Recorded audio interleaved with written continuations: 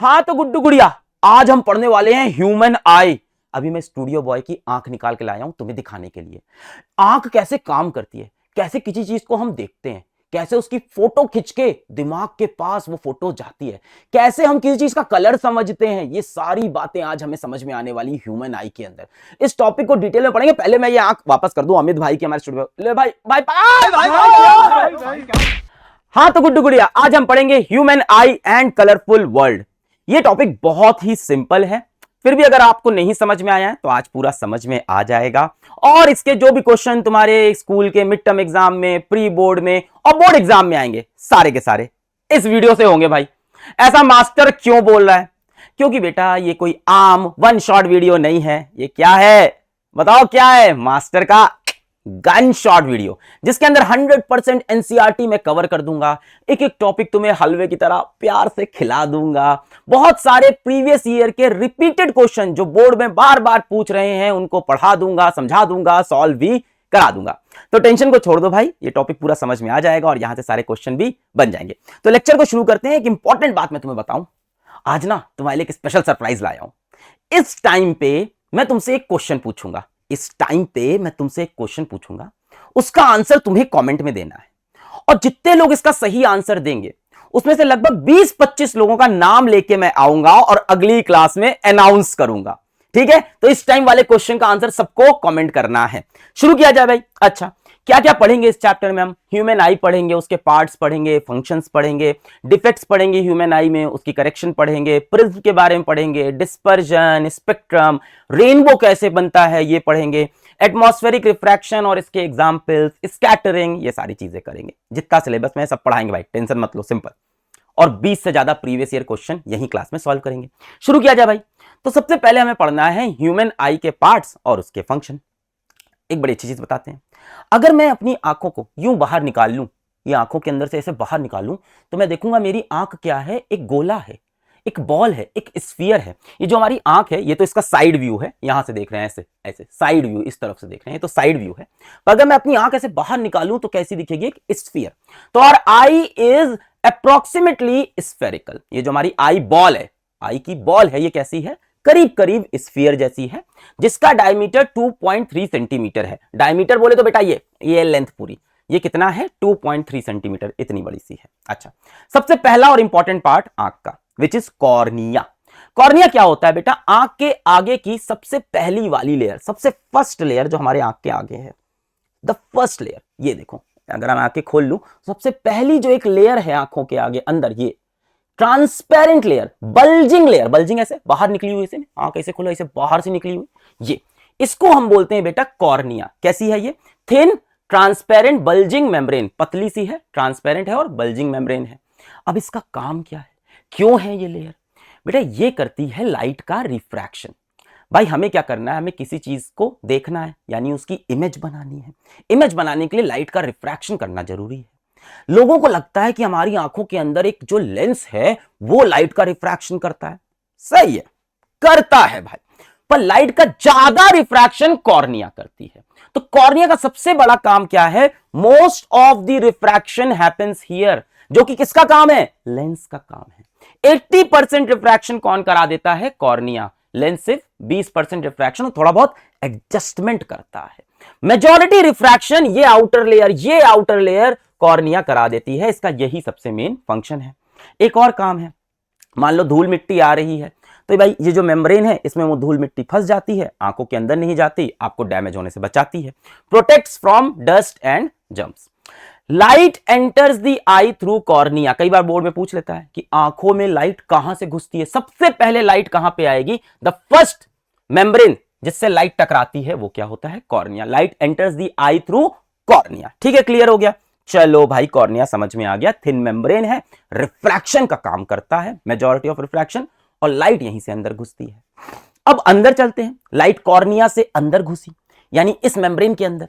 अब इस मेम्ब्रेन के अंदर लाइट कहां जाती है? आंखों की पुतली में। पुतली देखिए ना, ये पुतली जो होती है काले रंग की, छोटी सी ऐसे बॉल, किसी की काली होती है, किसी की भूरी होती है, किसी की ब्लू आईज हिप्नोटाइज मेरी करती है मैं। आजा भाई आजा, ज्यादा ब्लू आईज के चक्कर में फंसो। हाँ, बोलते हैं भूरी आंख वाले लोग बहुत चालू होते हैं। तुम्हारा है कोई भूरी आंख वाला दोस्त? बोलते हैं बहुत शार्प होते हो। तो ये जो ब्राउन कलर की पुतली है, अब इसके बारे में बात करते हैं। लाइट कॉर्निया से अंदर घुसी इस पुतली पे, इस पुतली को बेटा हम क्या बोलते हैं, इस पुतली को बोलते हैं प्यूपिल। प्यूपिल कहां पे होता है, ये देखो ए ये जो आपको गोल गोल दिख रहा है बीच में छोटा सा, इसको बोलते हैं प्यूपिल। प्यूपिल क्या होता है, प्यूपिल होता है बेटा सिंपल भाषा में एक होल होता है, सिंपल भाषा में एक होल है जिसमें से लाइट आंखों के अंदर घुसेगी और लेंस के पास जाएगी। तो लाइट आई कॉर्निया से अंदर घुसी, फिर कहां गई, प्यूपिल के अंदर। Pupil is a small hole. अब एक चीज सोचो, मान लो मैं अंधेरे कमरे से बाहर निकला, अचानक से बहुत सारी लाइट आई, तो भाई अचानक से बहुत सारी लाइट जाएगी तो ऐसे परेशानी हो जाएगी। तो इस होल के आगे एक शटर लगा होता है, प्यूपिल के आगे एक शटर लगा होता है, उस शटर को हम बोलते हैं आइरिस। ये बड़ा वाला गोला दिखता है, हाँ सर दिखता तो है, आंख के अंदर एक छोटा गोला, एक उसके ऊपर बड़ा गोला। तो ये जो बड़ा वाला गोला है ये क्या है, ये एक शटर है। क्या चीज है ये, शटर। आइरिस क्या होता है बेटा, शटर, और प्यूपिल क्या है, होल। अब मान लो आप ऐसी जगह पे गए जहां बहुत ज्यादा लाइट है, तो भाई हम नहीं चाहेंगे ना इतनी लाइट आंख के अंदर जाए, तो आइरिस क्या करेगा, थोड़ा सा प्यूपिल को छोटा कर देगा, ऐसे शटर गिरेगा और प्यूपिल को छोटा, कि कम लाइट अंदर जाए। और मान लो अंधेरे कमरे में है, अंधेरे कमरे में आप देखते हो आंखें बड़ी हो जाती है, ऐसे नहीं, ऐसा तब भी होता है जब झूठ पकड़ा जाता है, हाँ वही, ऐसे आंखें जो बड़ी हो जाती है, तो बड़ी होती है तो क्या होता है, आइरिस क्या करता है, प्यूपिल को बड़ा कर देता है, खोल देता है। तो आइरिस का शटर खुलता है और प्यूपिल बड़ा हो जाता है ताकि ज्यादा लाइट अंदर जाए। तो बेटा ये दो पार्ट हो गए मेरे, प्यूपिल और आइरिस। अब प्यूपिल के बारे में पढ़ो, regulates and controls the amount of light entering the eye. और है क्या, ये एक होल है, ठीक है। और आइरिस का काम क्या है, कंट्रोल्स द साइज ऑफ प्यूपिल। भाई ये जो शटर है क्या कर रहा है, साइज ऑफ प्यूपिल को कंट्रोल कर रहा है, कि साइज ऑफ प्यूपिल को छोटा करना है या साइज ऑफ प्यूपिल को बड़ा। तो आइरिस का फंक्शन क्या है, controls the size of the प्यूपिल।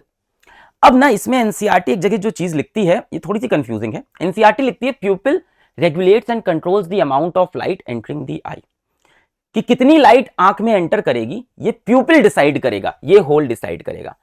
But आप सच बताओ, ये प्यूपिल डिसाइड कर रहा है क्या, कौन डिसाइड कर रहा है, आइरिस डिसाइड कर रहा है। प्यूपिल तो होल है भाई, आइरिस प्यूपिल को दबा के छोटा कर देगा तो कम लाइट अंदर जाएगी, खोल के बड़ा कर देगा तो ज्यादा लाइट अंदर जाएगी।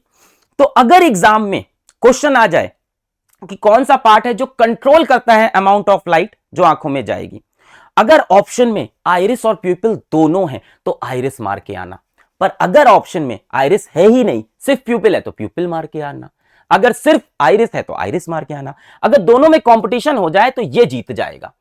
Who controls the amount of light entering the I, it's iris, क्योंकि आइरिस कंट्रोल करता है साइज ऑफ प्यूपिल को, इसीलिए वो कंट्रोल करेगा कितनी अमाउंट ऑफ लाइट अंदर जाएगी, ठीक है। नेक्स्ट भाई, आंख के अंदर लाइट आई, कॉर्निया यानी थिन मेम्ब्रेन, ये देखो कॉर्निया यहां से अंदर गई, अंदर जाके कहां गई, ये देखो प्यूपिल, ये गोला दिख रहा है, ये क्या है, प्यूपिल।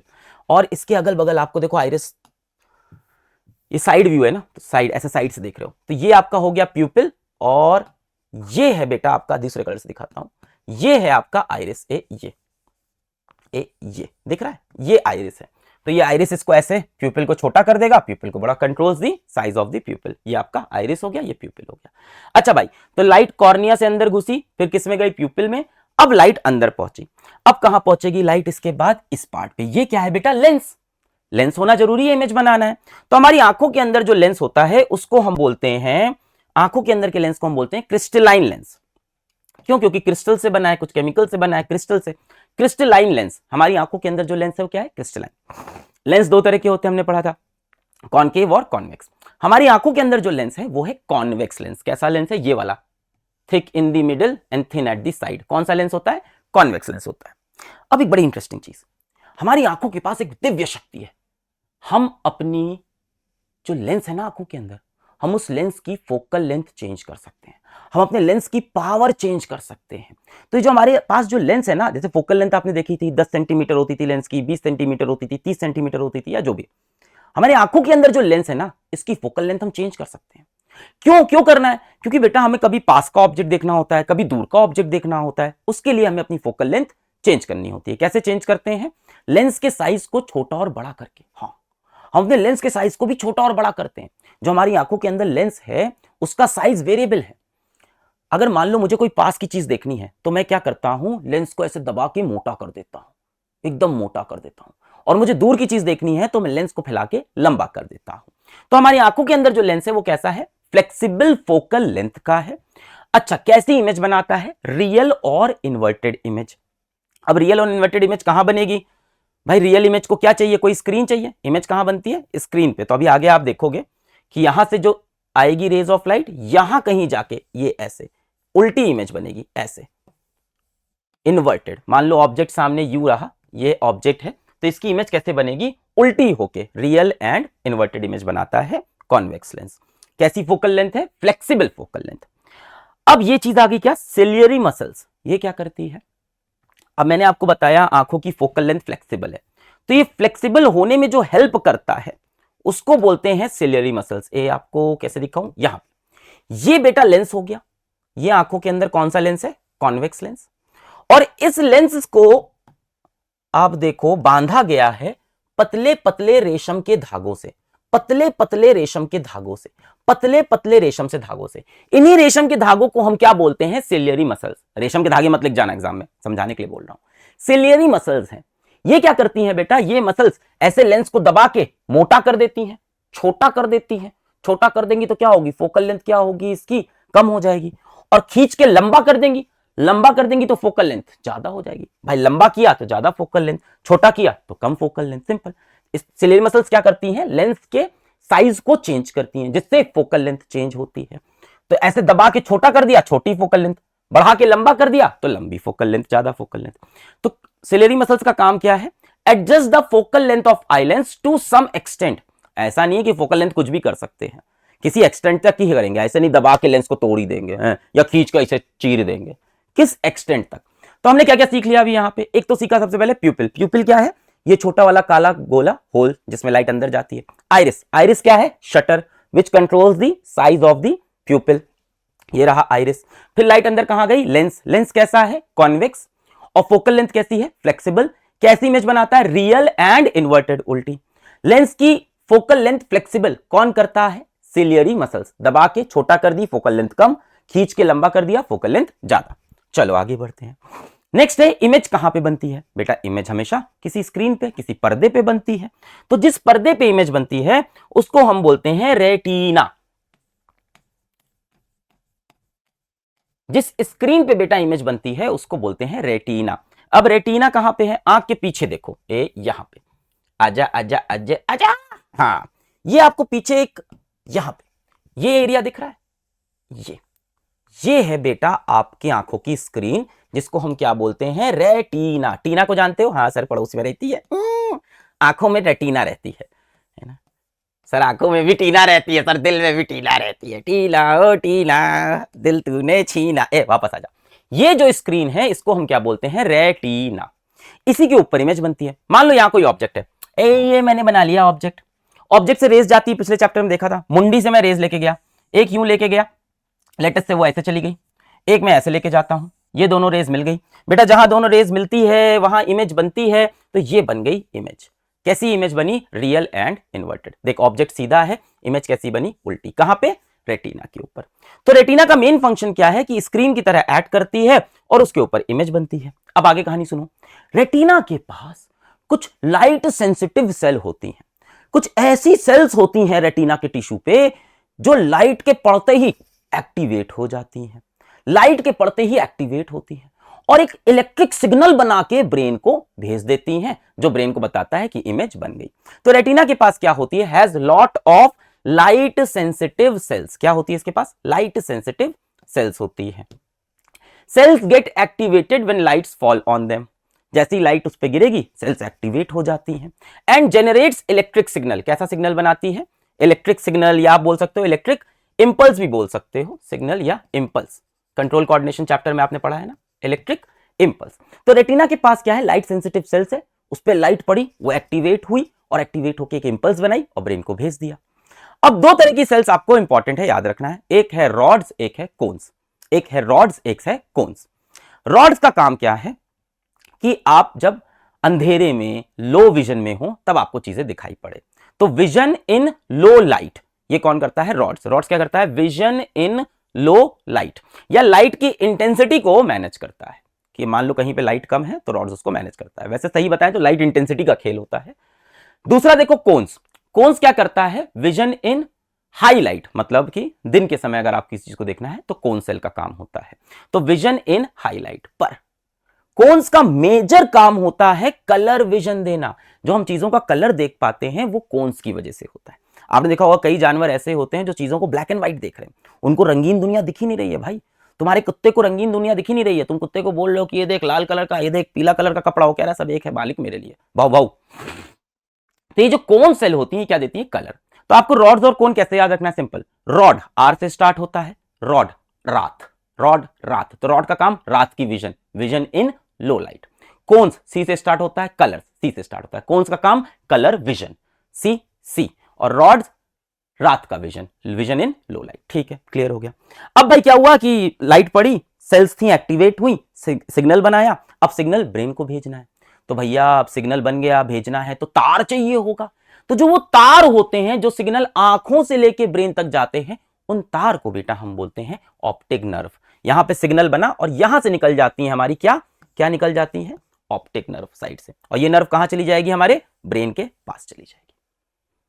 सोचो मैं आंखों की ऐसे बॉल को बाहर निकाल लूं और ये सोच उसमें से तार ऐसे बाहर निकल रहा है, इमेजिन कर ऐसे बॉल ऐसे बाहर निकाल लिया, उसमें से तार बंधा हुआ है, और मैं इस आंखों की बॉल को दरवाजे के बाहर फेंक दूं, तो अभी दरवाजे के बाहर जो हो रहा है मेरे ब्रेन को सब दिखाई पड़ेगा। ये तार लंबे होते हैं बेटा। इमेजिन कर इसको मैंने बॉल को निकाल के ले जाके अपने दोस्त के घर में से छुपा के रखा है अपने घर, और तार ऐसे जुड़े हुए हैं। अब मेरा दोस्त घर में जो जो कर रहा है, सारी गंदी हरकतें सब मेरे को दिख रही है। बस जैसे ही वो देखेगा इसे तार पर इसे पैर रख के कुचल देगा। मजाक कर रहा हूं, don't try this at home, okay. Clear है। तो ये क्या करते हैं, sends electric signal to brain. ये होते क्या है, नर्व फाइबर होते हैं। अच्छा, अगली चीज समझो, हमारी आंखों में दो तरह के फ्लूइड होते हैं। एक फ्लूइड होता है जो आगे होता है, एक फ्लूइड होता है जो पीछे वाले सेक्शन में होता है। आगे वाला सेक्शन क्या हो गया, ये वाला सेक्शन, यानी आपकी कॉर्निया और आपके लेंस के बीच का सेक्शन। ये यहां पे बेटा एक फ्लूइड भरा होता है जिसको हम बोलते हैं एक्वस ह्यूमर। कौन सा फ्लूइड होता है, एक्वस ह्यूमर। और एक फ्लूइड भरा होता है पीछे वाले सेक्शन में, पीछे वाला मतलब लेंस और रेटिना के बीच में, लेंस और रेटिना के बीच में यहां पे भी एक फ्लूइड भरा है, ये इसको हम बोलते हैं विट्रस ह्यूमर। कौन सा ह्यूमर, विट्रस ह्यूमर। आगे कौन सा ह्यूमर, एक्वस ह्यूमर। याद कैसे रखोगे, अल्फाबेट में पहले कौन आता है, ए आता है, तो आगे पहले कौन होगा, एक्वस ह्यूमर। अल्फाबेट में बाद में कौन आता है, पीछे वी आता है, तो पीछे V, vitreous humour. Clear. Alphabet में पहले कौन, ए, तो आगे की तरफ एक्वस ह्यूमर, और पीछे की तरफ पीछे कौन आता है, वी, तो विट्रस ह्यूमर। तो लेंस से लेके रेटिना के बीच में विट्रस ह्यूमर, लेंस से लेके कॉर्निया के बीच में एक्वस ह्यूमर। अब इनका डिफरेंस पकड़ लो। चलो पहले एक्वस ह्यूमर समझते हैं। एक्वस ह्यूमर यहां पे क्या है बेटा, वाटर जैसा एक फ्लूइड है, वाटर लाइक फ्लूइड यहां पे भरा है। सर क्यों भरा है पानी, बेटा ये पानी क्या करता है, ये अपने साथ न्यूट्रिशन लेके आता है। लेंस वगैरह को खाना वगैरह भी तो देना है, लेंस को, सिलेरी मसल्स को, कॉर्निया को, सबको खाना वाना भी तो चाहिए, तो ये न्यूट्रिशन लेके आता है। इसका मेन काम क्या है, न्यूट्रिशन सप्लाई करता है। कहां पे होता है, it is present between lens and cornea. ठीक है, कैसा है, पानी जैसा, वाटर लाइक फ्लूइड, और काम क्या है, न्यूट्रिशन। दूसरा है विट्रस ह्यूमर, ये कहां है, पीछे लेंस और रेटिना के बीच में। ये बेटा पानी जैसा नहीं, ये थोड़ा सा जेल जैसा है, थोड़ा गाढ़ा है। तो अपनी बॉल के अंदर एक गाढ़ा फ्लूइड भरा है। ये क्या करता है, ये हमारी आंखों को स्ट्रेंथ देता है, हमारी आईबॉल को शेप देता है, हमारी आईबॉल को ये रिजिडिटी देता है। अरे भाई आईबॉल है, मान लो अंदर उसके कोई आपने जेल नहीं भरी, अंदर मान लो पूरी एयर है, अंदर उसके एयर है या वैक्यूम है, तो क्या होगा, पिचक सकती है कि नहीं, अब 25 से पिचक जाएगी। सोच कोई प्लास्टिक की बॉल है, अंदर उसके ऐसे जेल भरी हुई, तो दबा पाएगा क्या, पूरा नहीं दबेगा। और अंदर मान लो उसके ऐसे हवा है, गैस है, या मान ले अंदर हल्की सी हवा है, तो ऐसे पुच्च करके दबा सकते हो ना। तो अंदर इसके जेल भर के क्या होता है, स्ट्रेंथ और शेप देता है। तो कैसा है, gel like substance, vitreous humour gel like substance, support देता है, स्ट्रेंथ देता है, comma, helps the eye to keep its shape. Support दिया, स्ट्रेंथ दिया, और आई को, आई बॉल को अपना शेप बनाने में हेल्प करता है। तो ये सारे पार्ट्स हो गए ह्यूमन आई के। एक बार पॉज करके सारे पार्ट रिवाइज कर लो, फिर क्वेश्चन करते हैं। कर लो कर लो, कसम है तुमको उनकी, अब कर लो, किनकी, वही जिसको देखते हो, वही जिसका देखते हैं क्लास में।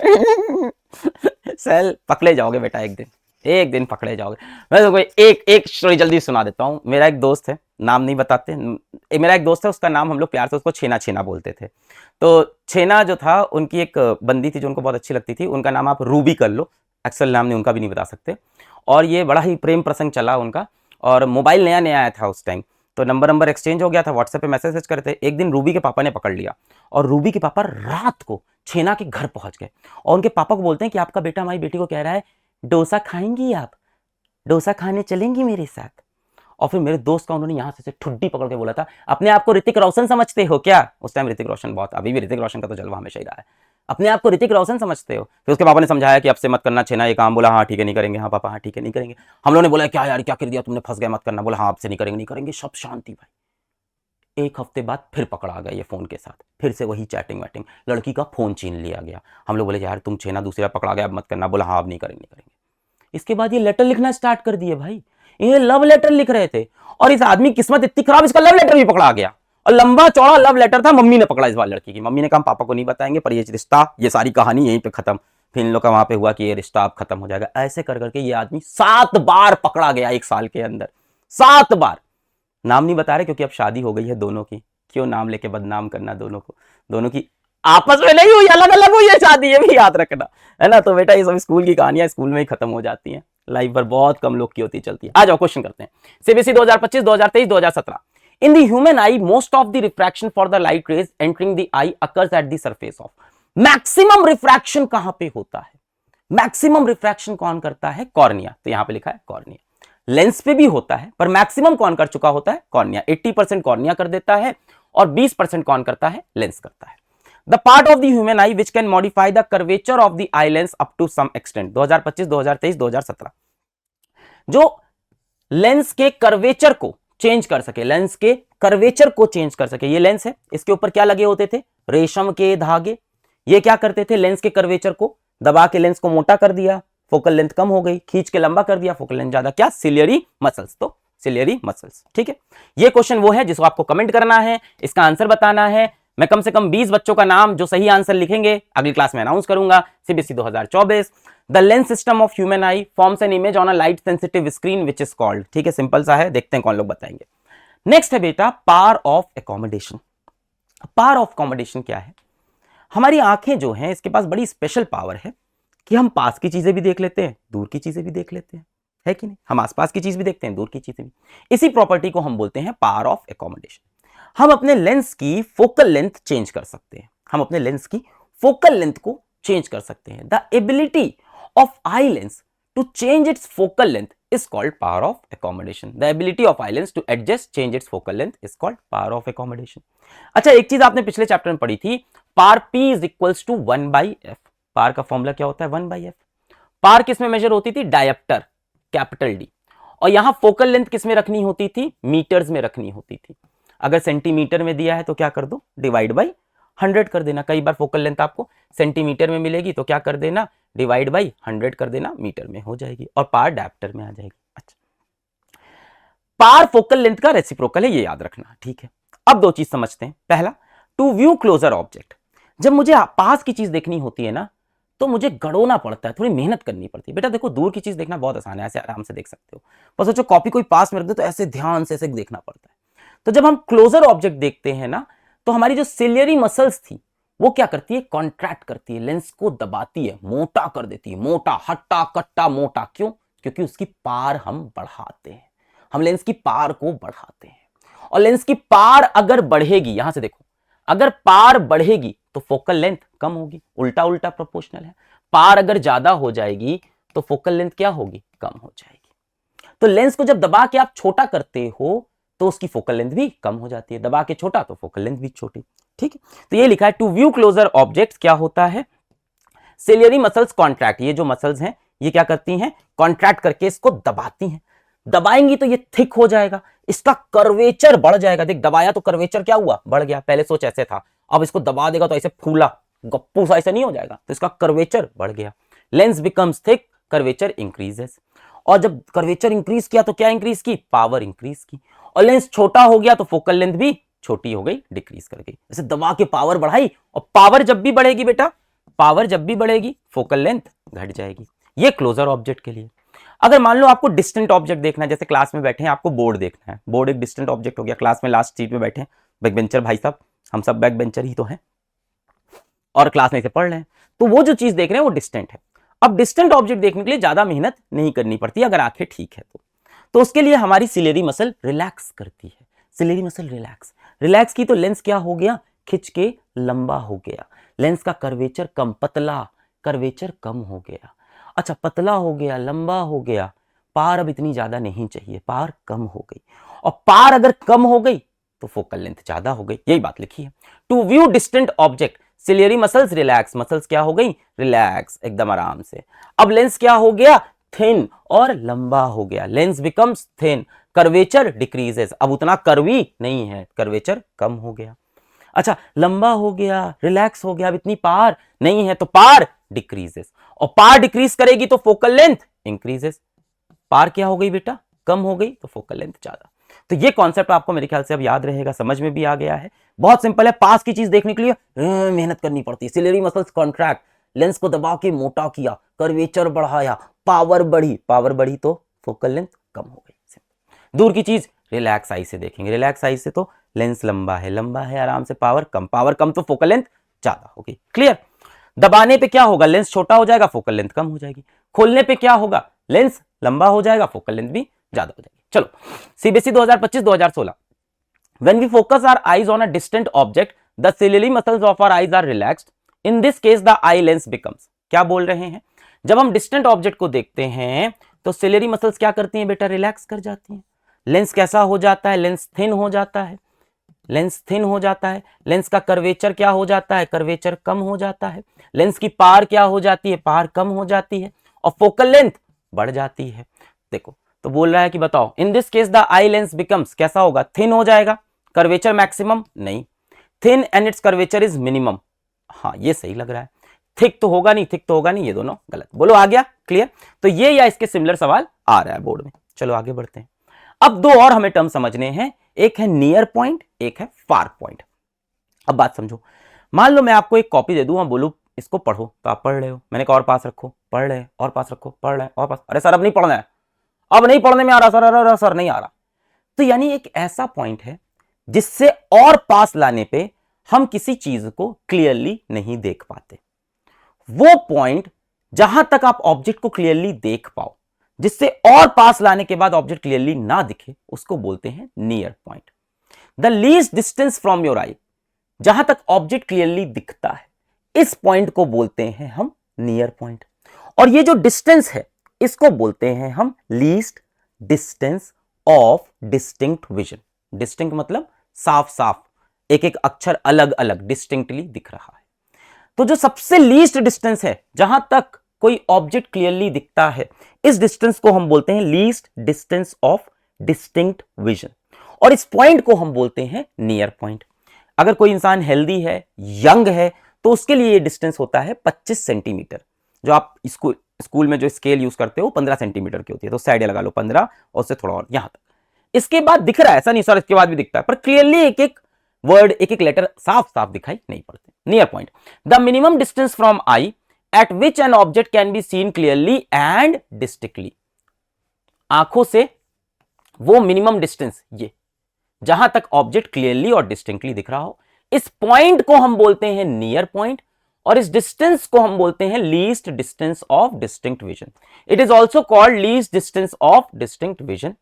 फॉर नॉर्मल विजन या यंग एडल्ट ये कितना होता है बेटा, 25 सेंटीमीटर। जिनकी आंखें एकदम ठीक है उसके लिए ये 25 सेंटीमीटर, कुछ प्रॉब्लम हो जाएगी तो चेंज हो जाएगा।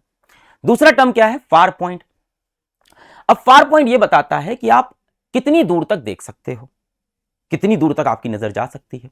तो आपका एक दोस्त होगा जो बोलता होगा अरे हमारे गांव में चलो, जहां तक नजर जाती है सारा खेत अपना है, जहां तक देख पाओगे, एक ठाकुर दोस्त होता है ना, जहां तक देख पाओगे सारा खेत अपना है। तो हाँ, तो बेटा जहां तक आप देख पा रहे हो उसको फार पॉइंट बोलते हैं, सिंपल। जहां तक आप देख पाओ उसको फार पॉइंट। फिजिक्स कहती है कि एक यंग या एक हेल्दी इंसान का फार पॉइंट इंफिनिटी होता है। इंफिनिटी मतलब आपने घर के बाहर निकलोगे तो आप अमेरिका भी देख सकते हो, नहीं, प्रैक्टिकली नहीं।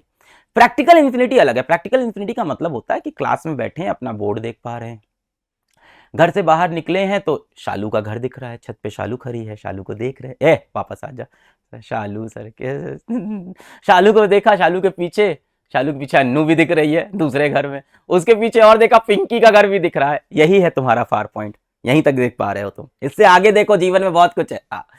तो जहां तक देख पा रहे हो उसको फार पॉइंट बोलते हैं। फिजिक्स बोलती है कि हम इंफिनिटी तक देख पाते हैं, पर प्रैक्टिकल इंफिनिटी मतलब जहां तक दिख रहा है, ठीक है। The farthest point up to which the eye can see objects clearly, for normal eye ये कितना होता है, इंफिनिटी होता है। तो नियर पॉइंट जो सबसे पास पॉइंट है जहां तक देख सकते हैं कितना होता है, 25 सेंटीमीटर। फार पॉइंट जो सबसे दूर हम देख सकते हैं वो कितना है, इंफिनिटी। यानी हमारी जो विजन की रेंज है बेटा, हमारी जो विजन की रेंज है, अगर ये मेरी आंखें, तो मेरी विजन की रेंज क्या है, नियर पॉइंट से लेके फार पॉइंट यानी इंफिनिटी तक। तो मैं 25 सेंटीमीटर से लेके इंफिनिटी के बीच में अगर कोई भी चीज है तो मैं देख पाऊंगा क्लियरली, इसके बाहर मुझे कुछ नहीं दिखेगा। इंफिनिटी के बाहर वैसे भी क्या होगा, ठीक है। अच्छा, दो और टर्म समझो, पिछले चैप्टर से आए हैं। कॉन्वेक्स लेंस कैसा लेंस है और कॉन्केव लेंस कैसा लेंस है, पढ़ा था हमने, कमेंट करो बताओ, लिखा हुआ है पीछे सर अच्छा एक बार ईमानदारी से कमेंट करो, कर लिया। हाँ, कॉन्वेक्स लेंस क्या करता था कि रेज ऑफ लाइट आती थी उसको दबा देता था, ऐसे ले जाके मर्ज कर देता था, कन्वर्ज कर देता था। तो कॉन्वेक्स लेंस कैसा लेंस है, याद रखना कन्वर्जिंग लेंस है, रेज को कन्वर्ज करता है। अच्छा, एक चीज और मैंने आपको बताई थी कि चाहे कॉन्वेक्स लेंस हो चाहे कॉन्वेक्स मिरर हो, अगर वेक्स दिख रहा है, लास्ट में एक्स दिख रहा है, तो एक्स देखने में थोड़ा सा देखो पॉजिटिव जैसा दिखता है, हाँ सर थोड़ा थोड़ा पॉजिटिव जैसा। तो कॉन्वेक्स चाहे लेंस हो चाहे मिरर हो, इनकी फोकल लेंथ पॉजिटिव होती है। तो यही बात यहां लिखिए, फोकल लेंथ कैसी होगी, पॉजिटिव। और फोकल लेंथ पॉजिटिव है तो पार भी पॉजिटिव होगी। पार क्या होती है, 1/f। तो फोकल लेंथ पॉजिटिव तो पार भी पॉजिटिव होगी। अच्छा, कॉनकेव लेंस, कॉनकेव लेंस क्या करता है, रेज ऑफ लाइट आती है इनको दूर दूर फेंक देता है, रेज ऑफ लाइट इनको दूर दूर कर देता है, यानी डाइवर्ज कर देता है। तो कैसा लेंस है, डाइवर्जिंग लेंस है। और कॉन्वेक्स लेंस हो या मिरर हो, फोकल लेंथ, थोड़ी सी तबियत मेरी खराब है फिर भी मैं लेक्चर कर रहा हूं क्योंकि गैप हो जाता, आपका भाई एग्जाम आ रहा है तो करना जरूरी, थोड़ा सपोर्ट करना है, थोड़ा सा आपको लगेगा शायद एनर्जी डाउन है, पर मैं पूरी कोशिश कर रहा हूँ। ये लेक्चर मैं तीसरी बार शूट कर रहा हूँ, एकदम एनर्जी नहीं फिर भी ट्राई कर रहा हूँ। डाइवर्जिंग लेंस है, रेस को डाइवर्ज कर देता है। अच्छा, इसकी फोकल लेंथ नेगेटिव होती है, पार भी नेगेटिव। कॉन्वेक्स लेंस हो कॉन्वेक्स मिरर हो, फोकल लेंथ पॉजिटिव, और कॉन्केव में कुछ भी हो लेंस या मिरर, फोकल लेंथ नेगेटिव। क्यों बताया, क्योंकि आगे मैं कुछ पढ़ाऊंगा उसमें इसका यूज होगा। चल भाई, अब हम आ गए डिफेक्ट्स इन ह्यूमन आई। ले देखें, हमें 4 डिफेक्ट पढ़नी है, 2 डिफेक्ट ज्यादा डिटेल में समझनी है, वो स्टार्ट करते हैं। पहली डिफेक्ट है मायोपिया। क्या है, मायोपिया। मायोपिया का दूसरा नाम है नियर साइटेडनेस। क्या बोला, नियर साइटेडनेस, मतलब नियर की चीजें साफ दिखाई पड़ती है पर दूर की चीजें साफ दिखाई नहीं पड़ती। सिंपल, नाम में ही छुपा है। मायोपिया क्या है, नियर साइटेडनेस। कैसे याद रखो, मेयोनी, इसका एक कोड बना लो। कोड क्या है, मेयोनी। मेयोनी खाते हो चटनी के साथ, हाँ सर, मतलब मेयोनी खाते हो, मेयोनी खुद ही चटनी है मोमो के साथ, हाँ मेयोनी खाना मत, मेयोनी मेयोनी कैसे याद रखोगे, मायोपिया और नियर साइटेडनेस। मायोपिया का मतलब कि नियर साइटेडनेस, पास की चीजें साफ साफ दिखाई पड़ रही, दूर की चीजें इतनी साफ साफ दिखाई नहीं पड़ रही। एग्जाम्पल बताता हूं, तुम्हारा पक्का कोई दोस्त होगा जो तुम्हारी क्लास में बैठा होगा, बैक बेंचर होगा एकदम तुम्हारे समाज का, तुम्हारे साथ पीछे बैठता होगा, कॉपी में जब लिखता होगा तब बढ़िया आंखें चल रही है, और जब बोर्ड पे देखता होगा, भाई भाई वो बता दे वो क्या लिखा है, करता है कि नहीं, अरे भाई वो दा के नीचे क्या लिखा है, तो दिख नहीं रहा है। ये क्या है, नियर साइटेडनेस। उसको पास में कॉपी में जो लिखा है सब दिखाई पड़ रहा है, क्लियरली लिख पा रहा है, क्लियरली समझ पा रहा है, पर जो बोर्ड है वो उसके लिए दूर का ऑब्जेक्ट हो गया, उसको दूर की चीजें इतनी क्लियर नहीं दिखती। यानी उसकी आंखों में कौन सी डिफेक्ट है, मायोपिया है, उसको नियर साइटेडनेस है। तो ऐसे लोग का नियर विजन तो अच्छा है, फार विजन खराब हो जाता है। मतलब अब इनका जो फार पॉइंट है वो इंफिनिटी नहीं रहा बेटा, वो इंफिनिटी से कम है। हम कहां तक देख सकते हैं, जहां तक नजरें जा रही है सब साफ दिखाई पड़ रहा है, उनकी जहां तक नजरें जा रही हैं दिखाई तो पड़ रहा है पर साफ नहीं दिखाई पड़ रहा। मतलब इंफिनिटी तक देख तो पा रहे हैं पर साफ नहीं दिख रहा, उनका फार पॉइंट इंफिनिटी नहीं है। उनसे बोलोगे क्लास के बाहर आएंगे, वो देख वहां से कोई आता हुआ दिख रहा है, हाँ यार एक बहुत खूबसूरत सी लड़की आ रही है, और यार ये तो 10th बी वाली है, 10th बी वाली प्रिया आ रही है, प्रिया आ रही है, अरे प्रिया आ रही, जा बात कर, और जाएगा, प्रिया तुम कितनी सुंदर हो, बाऊ बाऊ, नीचे देखा कुत्ता था मतलब इनको दिख रहा है कोई ऑब्जेक्ट आ रहा है, पर वो लड़की है, लड़का है, डॉग है, बैल है, उनको ये समझ में नहीं आ रहा है तो नजरें तो उनकी भी दूर तक जा रही हैं पर क्लियरली विजिबल नहीं है। तो इनको पास की चीजें साफ दिखती है, दूर की चीजें नहीं दिखती हैं। फार पॉइंट इनका लेस देन इंफिनिटी, यही लिखा है। Can C near by objects clearly, can not C distant objects clearly, दूर की चीजें क्लियरली नहीं दिख रही, दिख रही हैं क्लियरली नहीं। नियर साइटेडनेस है, नियर साइटेडनेस, पास की चीजें दिख रही है। Far point is less than infinity, infinity तक नहीं दिखता, इंफिनिटी के पहले तक दिखता है। अब ऐसा हुआ क्यों, क्या हुआ आंख के अंदर? तो आंख के अंदर क्या हुआ याद रखना इंपॉर्टेंट है। क्या हुआ आंख के अंदर, ऐसा क्यों हो रहा है? Image of distant object is formed in front या बिफोर ऑफ रेटिना। क्या हुआ, ये देख आंखों का लेंस है। अब आंखों के लेंस ने क्या किया, ये रेज ऑफ लाइट आ रही थी दूर से, ठीक है भाई, ये रेज ऑफ लाइट आ रही थी। अब अगर रेज ऑफ लाइट आ रही है और इनकी इमेज बनानी है तो इमेज कहां बननी चाहिए, यहां पे रेटिना के ऊपर, तभी तो दिखाई पड़ेगा इस जगह पे। पर आंखों के लेंस हो सकता हो कुछ ज्यादा मोटे हो गए हो सकता हो कुछ ज्यादा थिक हो गए हो सकता हो कर्वेचर कुछ ज्यादा हो गया हो। तो इन्होंने क्या किया, रेज ऑफ लाइट को पहले ही मिला दिया, इमेज यहां बना दी। यहां कोई स्क्रीन ही नहीं है, स्क्रीन पीछे थी, तो इमेज कहां बन गई, बिफोर ऑफ रेटिना। इसीलिए हमें वो चीज साफ साफ दिखाई नहीं पड़ रही। Image is formed in front या बिफोर ऑफ रेटिना। अब सवाल आता है कि ऐसा क्यों हुआ, इसके दो कारण हो सकते हैं। पहला कि लेंस में प्रॉब्लम है। क्या प्रॉब्लम है कि लेंस ज्यादा मोटा हो गया है, लेंस ज्यादा थिक हो गया है, लेंस का कर्वेचर ज्यादा हो गया है। इतना पावर आ गई है ना लेंस में कि रेस को पहले ही मिला दे रहा है। असल में इन रेस को यहां मिलना चाहिए था ओरिजिनली, यहां पे, तभी तो रेटिना पे इमेज बनती, यहां मिलना चाहिए था। पर ये लेंस का कर्वेचर इतना ज्यादा हो गया, लेंस इतना थिक हो गया, इतना पावरफुल हो गया कि उसने रेस को पहले मिला दिया। तो पहली तो दिक्कत है कि लेंस की दिक्कत हो सकती है। Excessive curvature of eye lens, lens becomes thick, more power, lens की पावर ज्यादा हो गई, रेस को पहले मिला दिया। दूसरी बात यह हो सकती है कि लेंस पे फालतू का इल्जाम लग रहा है साहब, लेंस की कोई गलती ना हो। दूसरी चीज यह हो सकती है कि लेंस तो इमेज सही जगह बना रहा है, ये जो रेटिना मैडम थी इनको यहां होना चाहिए था, पर ये पीछे चली गई। हो सकता हो गलती आईबॉल की हो, कि आईबॉल का इलोंगेशन हो गया हो, कि एक्चुअल में इमेज यहीं बनानी थी, लेंस को, रेटिना को यहीं होना चाहिए था, पर आईबॉल इलोंगेट हो गई और रेटिना पीछे चला गया। तो दूसरा प्रॉब्लम इलोंगेशन ऑफ आईबॉल। तो दो प्रॉब्लम की वजह से आपको मायोपिया हो सकता है। पहला, excessive curvature of eye lens, इसकी पावर बढ़ गई, इमेज पहले बना दिया। दूसरा कि ये तो इमेज सही जगह बना रहा है, आईबॉल ही एक्सपैंड कर गई, इलोंगेशन ऑफ आईबॉल। अब बात आती है इसको सॉल्व कैसे करें। बहुत सिंपल है, तुम्हारे जो मैक्सिमम दोस्त होंगे, तुम देखना उनको जो लेंस, जो चश्मा लगा होगा, उनकी पावर पूछना क्या होती है, -2, -1, -3, नेगेटिव पावर। नेगेटिव कौन सा लेंस हो सकता है, कॉन्वेक्स, कॉन्वेक्स तो पॉजिटिव, कॉनकेव। तो इसका सोल्यूशन क्या है, कॉनकेव लेंस। अब क्यों है वो भी समझ लो। तुम्हारे दोस्त जितने भी, सबसे पूछना कितनी पावर है, -1, इधर -2, इधर -0.5, इधर -0.5, ऐसे ही बताते हैं। नेगेटिव पावर मतलब नेगेटिव कॉनकेव की कॉन्वेक्स, कॉन्वेक्स तो वेक्स पॉजिटिव, तो कॉनकेव ही लगा है ना सबको, सोल्यूशन कॉनकेव है, ऐसे याद रखना। अब समझाते हैं क्यों। प्रॉब्लम क्या हो रही है कि रेस कुछ ज्यादा ही कन्वर्ज हो रही है, तो कन्वर्जेंस प्रॉब्लम है कि नहीं। प्रॉब्लम क्या है, कन्वर्जेंस, कि रेस कुछ ज्यादा ही जल्दी कन्वर्ज हो गई। तो सोल्यूशन क्या है, इसका उल्टा कर दो। प्रॉब्लम यही तो है ना कि रेस जल्दी कन्वर्ज हो गई, बहुत ज्यादा कन्वर्ज हो रही। सोल्यूशन इसका उल्टा, कन्वर्जिंग का उल्टा डाइवर्जिंग। तो कौन सा लेंस लगाएंगे, डाइवर्जिंग यानी कॉनकेव। तो आंखों के आगे एक कॉनकेव लेंस लगा दिया, मतलब चश्मा पहन लिया कॉनकेव लेंस। ये क्या करेगा, जो रेज ऑफ लाइट आ रही है इसको थोड़ा सा डाइवर्ज कर दिया।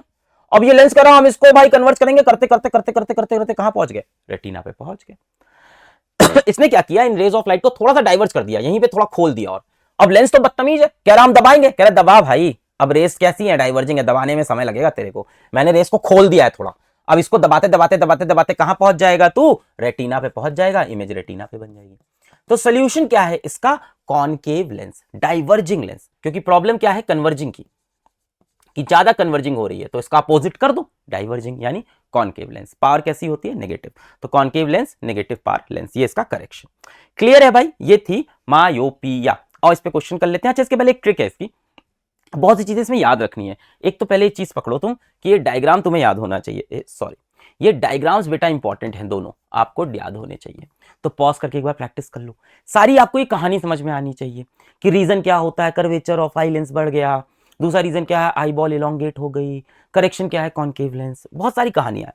एक मेमोनिक बनाया है, पसंद आए तो ऐसे याद कर लेना, वरना वैसे याद ही रखना है। क्या है मेमोनी, क्या है मेमोनिक कोड, क्या बनाया है, इसकी ट्रिक क्या बनाई है कि मेयोनी makes Elon thick went cave. मतलब एलॉन मस्क भाई साहब है, ठीक है, आपकी गली में आए हैं मोमोज वाले भैया के पास, मोमोज खा रहे हैं, और एलॉन मस्क से वो कड़ी वाली चटनी नहीं खाई जा रही, विदेशों से नहीं खाई जाती, उन्होंने कहा मेयोनी लगा दो, मेयोनी, मेयोनी के साथ खाएंगे मोमो, है ना। तो मेयोनी ले ली, मेयोनी मेक्स एलॉन थिक। अब एलॉन मस्क ने जब मेयोनी वाले मोमोज खाए तो भाई मोटा गए वो, तो मेयोनी मेक्स एलॉन थिक। अब एलॉन मस्क यार फेमस आदमी है, मोटा हो गया, सब देख रहे हैं, कह रहे हैं मोटा एलॉन, मोटा एलॉन, तो भाग गया कहां, केव के अंदर, गुफा के अंदर। मेयोनी makes Elon thick went cave. अब इसको याद कैसे रख, मतलब इसमें क्या क्या है देख लो। मेयोनी, मयो मायोपिया, नी near sightedness, makes Elon, Elon से elongation of eyeball, thick eye lens कैसा हो जाता है, थिक हो जाता है, कर्वेचर बढ़ जाता है, पावर बढ़ जाती है, लेंस थिकन्स, फैक्ट। वेंट केव, केव मतलब गुफा, कॉनकेव लेंस, है ना। वेंट केव, केव मतलब कॉनकेव लेंस, कॉनकेव लेंस की focal length negative, power negative. Question CBSE 2020 एकदम सिंपल है, बोल रहे हैं बताओ ये कौन सी डिफेक्ट है। रेज ऑफ लाइट आई, पहले कन्वर्ज हो गई, पहले कन्वर्ज हो गई, कौन सी डिफेक्ट है, मायोपिया है या नियर साइडेडनेस है। कह रहे हैं इसकी दो कॉजेस बताओ, एक हो सकता है लेंस ज्यादा थिक हो गया हो, एक हो सकता है आई बॉल इलोंगेट कर गई हो, ये लिखा हुआ है। इसका करेक्शन बताओ, name the type of lens use for the correction, concave lens. तो ऐसे क्वेश्चन रिपीट होते रहते हैं बार बार, पूरी कहानी। दूसरी जो आंखों की डिफेक्ट है वो है हाइपरमेट्रोपिया। ये क्या है बेटा, ये है फार साइटेडनेस। हाइपरमेट्रोपिया में क्या है, दूर की चीजें साफ दिख रही है, पास की चीजें इतनी साफ नहीं दिख रही। ये आपके कम दोस्तों को होगा, बहुत कम चांसेस होता है यंग एज में होने का, जनरली बहुत कम होता है, पर आप घर में देखोगे आपके मम्मी पापा दादा दादी को ही ज्यादा देखने को मिल जाता है। अब इसमें क्या है कि पास की चीजें साफ साफ दिख रही है, सॉरी नहीं दिख रही है, दूर की चीजें साफ साफ दिख रही है, हाइपरमेट्रोपिया। फार साइटेडनेस, फार की चीजें साफ दिख रही है, पास की चीज नहीं। मतलब अगर आप 25 सेंटीमीटर में कोई चीज रखोगे ये नहीं पढ़ पाएंगे, ऐसे पढ़ेंगे दूर करके। एक ना एक दोस्त होगा आपका जैसे पास में ऐसे नहीं पढ़ता होगा, ऐसे करके ऐसे पढ़ता होगा, क्योंकि उसको पास की चीज साफ साफ दिखाई नहीं पड़ती। वो 25 सेंटीमीटर पास की चीज देख ही नहीं पा रहा, वो कह रहा है इसको यार 45 सेंटीमीटर करो। हाँ अब ठीक है, हाँ भाई अब पढ़े में आ रहा भाई, अरे ये तो क्या लिखा है तो दिख ही नहीं रहा, इसको भाई अब सही है। ये क्या है बेटा, फार साइटेडनेस, दूर की चीज हाँ सब दिखाई पड़ रहा है, हाँ बढ़िया सब, हाँ पास की चीज क्लियरली नहीं दिख रही। तो उसका जो नियर पॉइंट है वो 25 सेंटीमीटर से ज्यादा होता है। Can see distant objects clearly, दूर की चीजें साफ साफ दिखाई पड़ रही। Can not see near objects distinctly, पास की चीजें साफ साफ दिखाई नहीं पड़ रही है। क्या है फार sightedness, near point is more than 25 centimetre, 25 centimetre नहीं दिख रहा, कह रहा कम से कम 45 कर भाई, 50 कर, अब दिखाई पड़ेगा। अब बात आती है ये क्यों हुआ। पिछली बार क्या हुआ था, इमेज आई बॉल के, सॉरी इमेज रेटिना के पहले बन गई थी, इस बार क्या हुआ, इमेज रेटिना के बाद बनेगी। इसमें प्रॉब्लम क्या होती है हाइपरमेट्रोपिया में कि देख रेज ऑफ लाइट आई आई आई आई आई, अब इमेज कहां बननी चाहिए थी, यहां रेटिना, पर लेंस यार इतना निकम्मा निकल गया कि रेज को कन्वर्ज ही नहीं कर पाया। इमेज यहां बननी थी, लेंस कह रहा कर कर, अरे अरे कर, अरे अरे बाहर निकल गए। तो ये इमेज यहां बननी चाहिए थी, इमेज कहां बनी, outside retina, behind the retina. ये प्रॉब्लम है कि इस लेंस को इमेज यहां बनानी चाहिए थी, पर लेंस के पास शायद इतनी ताकत नहीं थी, तो इमेज कहां निकल गई। लेंस कह रहा है कन्वर्ज करूंगा, मैं कन्वर्जिंग लेंस हूं, कन्वर्ज करूंगा करूंगा करूंगा करूंगा, अरे पीछे निकल गया। तो क्या हुआ बेटा, इसमें मायोपिया में क्या हुआ था, image is formed before retina, इसमें image is formed behind the retina. Image of nearby object is formed image of nearby object is formed at a point behind the retina. अब बात आती है ऐसा क्यों हुआ, इस बार दिमाग लगाओ, तुम खुद बता दोगे, सोचो सोचो, सोच के कमेंट करो, कर लोगे तुम, सोचो, यही तो साइंस है यार, सोच सोच सोच सोच सोच। देख मुझे क्या लगता है क्या क्या हुआ होगा। पहली चीज तो ये हुई होगी कि लेंस सही से पावर नहीं बना पाया होगा, लेंस की पावर कम रह गई होगी, तभी तो कन्वर्ज नहीं कर पाया, वरना कन्वर्ज करके मिला देता।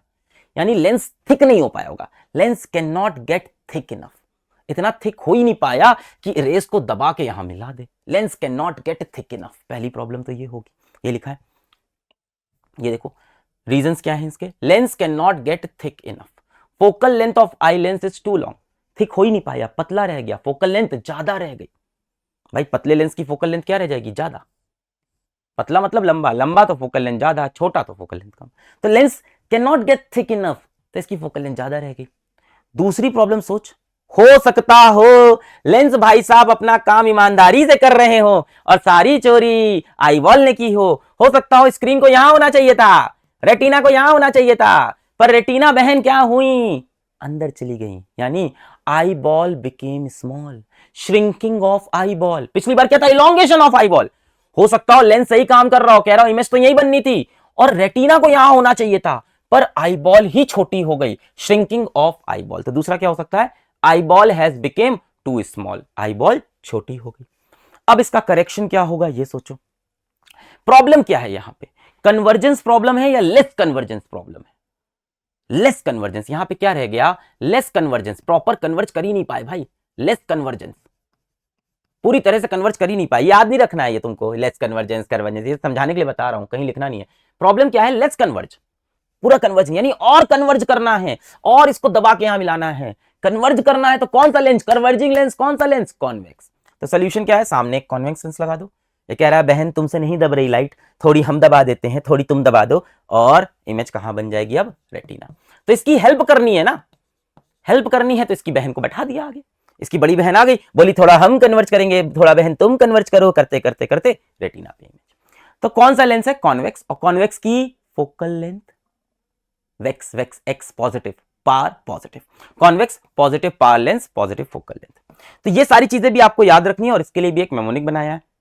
वहां क्या बनाया था, मेयोनी makes Elon thick went cave. यहां क्या है, यहां क्या है, फास्ट मेट्रो। सोचो आप फास्ट मेट्रो के ऊपर बैठे हो, कहां, फास्ट मेट्रो, मेट्रो पता है ना, ट्रेन होती है ना, हाँ ट्रेन जैसी होती है। मेट्रो के ऊपर आप खड़े हो, बैठे नहीं हो, मेट्रो के ऊपर खड़े हो, और मेट्रो चल दी तेजी से। अब तेजी चलेगी तो आंखें छोटी नहीं हो जाएगी, ऐसे हवा जाएगी आंख में, ऐसे ऐसे। Fast metro makes eye small, fast metro makes eye small. और जब हवा पड़ेगी मुंह पे तो मुंह ऐसे फैल जाएगा एकदम, ऐसे चित पर ऐसे ऐसे फैलने लगेगा, ऐसे करके ऐसे, हाँ। Fast metro makes eye small, face large, ऐसे चेहरा ऐसे फैल गया, ऐसे कार्टून का फैलता है। Like wax makes eye small, face large, like wax, wax मतलब मोम के जैसा चेहरा फैल गया। तब चाहो तो याद रख लो, चाहो तो वैसे याद रख लो। Fast metro makes eye small, face large, like वैक्स। क्या है इसमें, fast metro far sightedness, far sightedness, metro hypermetropia, makes eye small, reason क्या था कि आई बॉल स्मॉल हो गई, श्रिंक हो गई, आई बॉल स्मॉल या श्रिंक। फेस लार्ज, फेस से फोकल लेंथ लार्ज हो गई, लार्ज मतलब लेंस थिन रह गया, can not get thick enough, focal length large, thin, lens can not get thick enough. फिर क्या हुआ, लाइक वैक्स, कैसा, फेस लार्ज ऐसे वैक्स के जैसा, वैक्स कॉन्वेक्स। तो इसका सोल्यूशन क्या है, कॉन्वेक्स लेंस, जैसे भी चाहो याद रखो। क्वेश्चन सीबीएसई 2024 बोल रहे हैं, ये कौन सी डिफेक्ट है, साफ साफ दिख रहा है, रेज ऑफ लाइट कन्वर्ज नहीं हो पाई, आंखों के पीछे जाके कन्वर्ज हो रही है। कौन सी प्रॉब्लम है ये, आपकी हाइपरमेट्रोपिया है। दो कॉजेस बताओ इस डिफेक्ट के, क्या क्या कॉज हो सकते हैं, कि आई बॉल श्रिंक कर गई हो, lens can not get thick enough. Name the type of lens, convex lens, it converges the rays coming from nearby objects on retina, and state the role in this case. Lens का role पूछा है, तो इसके सामने एक convex lens लगाएंगे जो क्या करेगा, रेस को कन्वर्ज, तो वही लिखा है, convex lens it converges the rays coming from nearby objects on retina. ठीक, सीबीएसई 2025, 2017, 2024 ये या इसके एकदम सिमिलर सवाल आया हुआ है। A student has difficulty in reading his textbook, पास की चीजें नहीं पढ़ पा रहा है, but can read blackboard clearly, दूर की चीज साफ साफ पढ़ पा रहा है। Can read blackboard, blackboard कहां है, दूर है, तो यानी इसको कौन सी प्रॉब्लम है, मेरे ख्याल से इसको फार साइटेडनेस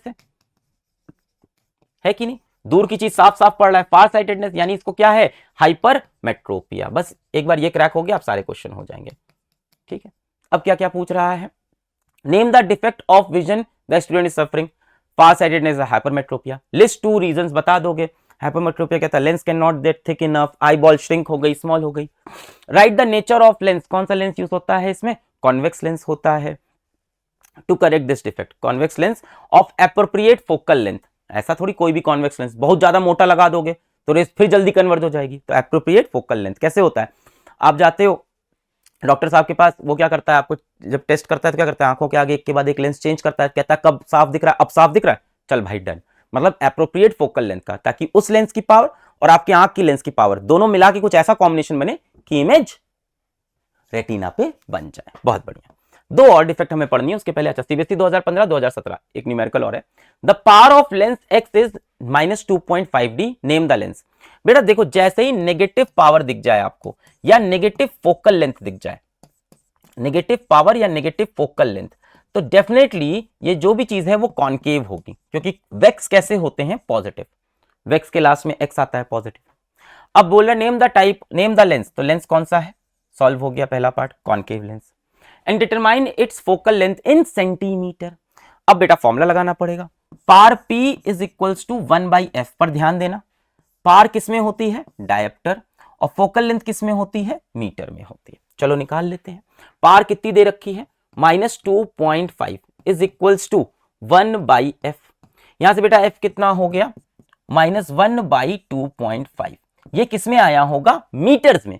इस फॉर्मूले में फोकल लेंथ किसमें आती है? मीटर्स में। पर मुझसे बोला है सेंटीमीटर में निकालो, तो बेटा मीटर से सेंटीमीटर में चेंज करना है तो क्या करें? मल्टीप्लाई बाय 100 कर दें।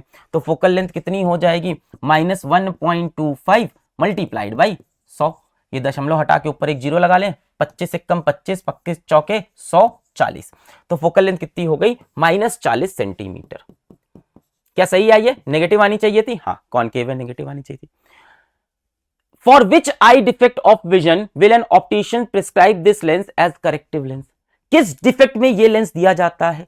कॉनकेव लेंस किस में दिया जाता है बेटा? मायोपिया में, नियर साइटेडनेस। मेयोनी मेक्स एलॉन थिक, वेंट केव, कॉनकेव। ठीक है, तो मायोपिया में दिया जाता है। चल भाई, दो और डिफेक्ट है। एक है प्रेसबायोपिया। क्या? प्रेसबायोपिया। ये जनरली आप देखोगे घर में बूढ़े लोगों को होती है, विथ एजिंग होती है ना, दादा दादी को हो जाती है, अगर आपके मम्मी पापा बूढ़े हो रहे तो उनको भी हो सकती है। विथ एजिंग क्या होता है कि आप पास की चीजें साफ साफ नहीं देख पाते। आपने अपने दादा को जब भी पेपर पढ़ते हुए देखा होगा तो वो ऐसे पेपर पढ़ते होंगे, दादा लोग ऐसे चश्मा लगा के ऐसे करके ऐसे पढ़ते हैं कि नहीं, पेपर दूर करके। तो विथ एजिंग क्या होता है? पास की चीजें साफ दिखाई नहीं पड़ती। अब आप कहोगे सर ये तो हाइपरमेट्रोपिया है, उसमें भी दूर की चीज दिखती थी, पास की नहीं। नहीं, ये अलग। क्यों अलग है? क्योंकि इसके होने का कारण अलग है, रीजन अलग है, इसलिए यह हाइपरमेट्रोपिया नहीं है, पर लगता हाइपरमेट्रोपिया जैसा ही है। क्या है? Presbyopia is a common defect of vision that usually occurs with ageing. कैसे होता है? एज के साथ होता है। It is difficult to read और सी नियर बाई ऑब्जेक्ट्स क्लियरली। पास की चीज देखना टफ होता है। Many elderly people hold books at a distance while reading. बुढ़े लोग क्या होते हैं? किताब को होल्ड्स बुक एट डिस्टेंस। तो presbyopia is not hypermetropia. No, hypermetropia में भी पास की चीज नहीं दिखती, प्रेसबायोपिया में नहीं। इसका रीजन अलग है। ये कहां पे होता है? ओल्ड एज में होता है। ये इसका स्पेसिफिक पॉइंट, ओल्ड एज। अच्छा, एक और चीज सुनो। अब क्या है कि मान लो किसी इंसान की एज हो गई है, तो जनरली उसको दोनों प्रॉब्लम होती है, ना पास का दिखता है ना दूर का दिखता है। तो presbyopia is always accompanied by myopia. कहने का मतलब इस इंसान को हाइपरमेट्रोपिया जैसा भी कुछ हो रखा होगा और मायोपिया जैसा भी। ना ही पास की चीज साफ दिखती है ना ही दूर की। और इसका रीजन क्या है? इसका रीजन बुढ़ापा है बेटा। इसका रीजन है कि आपकी जो सिलियरी मसल्स हैं, जो लेंस को दबाती थी बेटा, है ना, वो भी इतनी इफिशिएंट नहीं रही, वो कमजोर हो गई हैं। बुढ़ापे के साथ क्या होता है? टिश्यूज कमजोर हो जाते हैं। तो जो सिलियरी मसल्स थी वो कमजोर हो गई, वो लेंस की फोकल लेंथ को अब कम और ज्यादा नहीं कर पाती। दूसरा रीजन ये होता है कि जो लेंस है ये भी अब ज्यादा दब और खिंच नहीं पाता भाई, बुढ़ा हो गया लेंस भी। It has lost its power of flexibility, lost its flexibility. Lens has lost its flexibility. समय के साथ क्या होता है बेटा? बूढ़े लोग का क्या होता है? पैर इतना नहीं चलता, घुटनों में दर्द रहता है। तो वैसे ही लेंस अब छोटा बड़ा नहीं हो पा रहा। तो या तो लेंस में प्रॉब्लम है या तो सिलेरी मसल्स में प्रॉब्लम है, दोनों में या तो प्रॉब्लम है। ठीक, तो इसके रीजंस अलग है। क्या है? Weakening of ciliary muscles, less flexibility of eye lens. Ciliary muscles क्या है? अब कमजोर हो गई हैं, लेंस को दबा नहीं पा रही, खींच नहीं पा रही। और या तो लेंस ही ऐसा है कि दबाना भी चाह रहे हो दब ही नहीं रहा है, रिजिड हो गया, अरे नहीं अब नहीं, थक गए, खींच रहे अब नहीं, थक गए। तो विथ एज ये होता है। तो दो रीजन है, weakening of ciliary muscles, less flexibility of eye lens. कहां होता है? जब एज हो जाती है, पास की चीजें साफ साफ नहीं दिखती और जनरली साथ साथ दूर की चीज भी नहीं दिखती। अब ऐसा चश्मा लगाना पड़ेगा जिसमें दोनों चीजें हो, कॉनकेव लेंस भी हो, कॉन्वेक्स लेंस भी हो। तो ऐसी इस प्रॉब्लम का सोल्यूशन है बाईफोकल लेंसेज। बोर्ड में पूछता है, इंपॉर्टेंट है, बाईफोकल लेंसेज। इसमें दोनों प्रॉब्लम का सोल्यूशन है, कॉनकेव लेंस भी लगा है, कॉन्वेक्स लेंस भी लगा है। अब इस चश्मे के दो पार्ट है, एक ऊपर वाला बड़ा पार्ट जिसमें कॉनकेव लेंस लगा होता है, एक नीचे वाला छोटा पार्ट जिसमें कॉन्वेक्स लेंस। आपने शायद देखा हो कि घर में दादा दादी इस तरह के चश्मे, पानी में पी लूं एक मिनट, जस्ट अ सेकेंड, एक काट लेंगे हम लोग।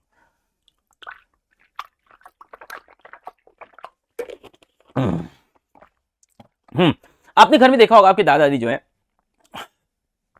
उनका चश्मा ऐसे ही होगा। उनके चश्मे में नीचे आपको एक छोटा सा अलग सा दिखता होगा, ऐसे चश्मा पहनते होंगे, नीचे एक अलग सा छोटा सा ऐसा एक अलग सा दिखता होगा। और जब वो पेपर पर पढ़ते होंगे तो ऐसे पढ़ते होंगे, ऐसे नीचे करके, और जब सामने देखते तो ऐसे। मतलब दूर की चीज वो किससे देखते हैं? Concave lens. इससे क्या देखते हैं? वो फार। और जब भी उन्हें पास की कोई चीज रीडिंग वगैरह करनी होती है तो क्या यूज करते हैं? नीचे वाला कॉन्वेक्स लेंस। नियर रीडिंग हो गया, नियर हो गया, ठीक। तो बाइफोकल लेंस क्या है? जिसमें दोनों प्रॉब्लम का सॉल्यूशन है, और जनरली बूढ़े लोग के लिए रिकमेंडेड होता है कि भाई जब आपको दूर देखना है तो ऊपर वाले लेंस से देख लो, कॉन्केव लेंस, और जब पढ़ना है तो नीचे वाले लेंस से देख लो, कॉन्वेक्स लेंस, ठीक है। एक और डिफेक्ट है कैटरैक्ट, तो सुना ही होगा आपने। कैटरैक्ट में क्या होता है? ये भी जनरली एज के साथ होता है। क्या होता है कि आंखों के आगे एक झर्री बन जाती है, आंखों के आगे एक मिल्की लेयर बन जाती है, एक क्लाउडीनेस हो जाती है, एक ओपेक लेयर बन जाती है, इंसान अंधा हो जाता है, एक्चुअल में कुछ दिखाई नहीं पड़ता है। इसको हम बोलते हैं कैटरैक्ट। इसका सोल्यूशन क्या है? सर्जरी करा लीजिए भाई साहब। तो कैटरैक्ट क्या है? Lens becomes OPEC. ओपेक बेटा मतलब जिससे लाइट पास नहीं करे। Opaque is opposite of transparent. तो ओपेक हो गया, अब लाइट पास नहीं कर पाती, लेंस ओपेक हो गया। Sometimes eight old age crystalline lens becomes milky. Crystalline lens कैसा हो गया? मिल्की हो गया, क्लाउडी, दूधिया सा हो गया। पार्शियल और कंप्लीट लॉस ऑफ विजन हो जाता है ना।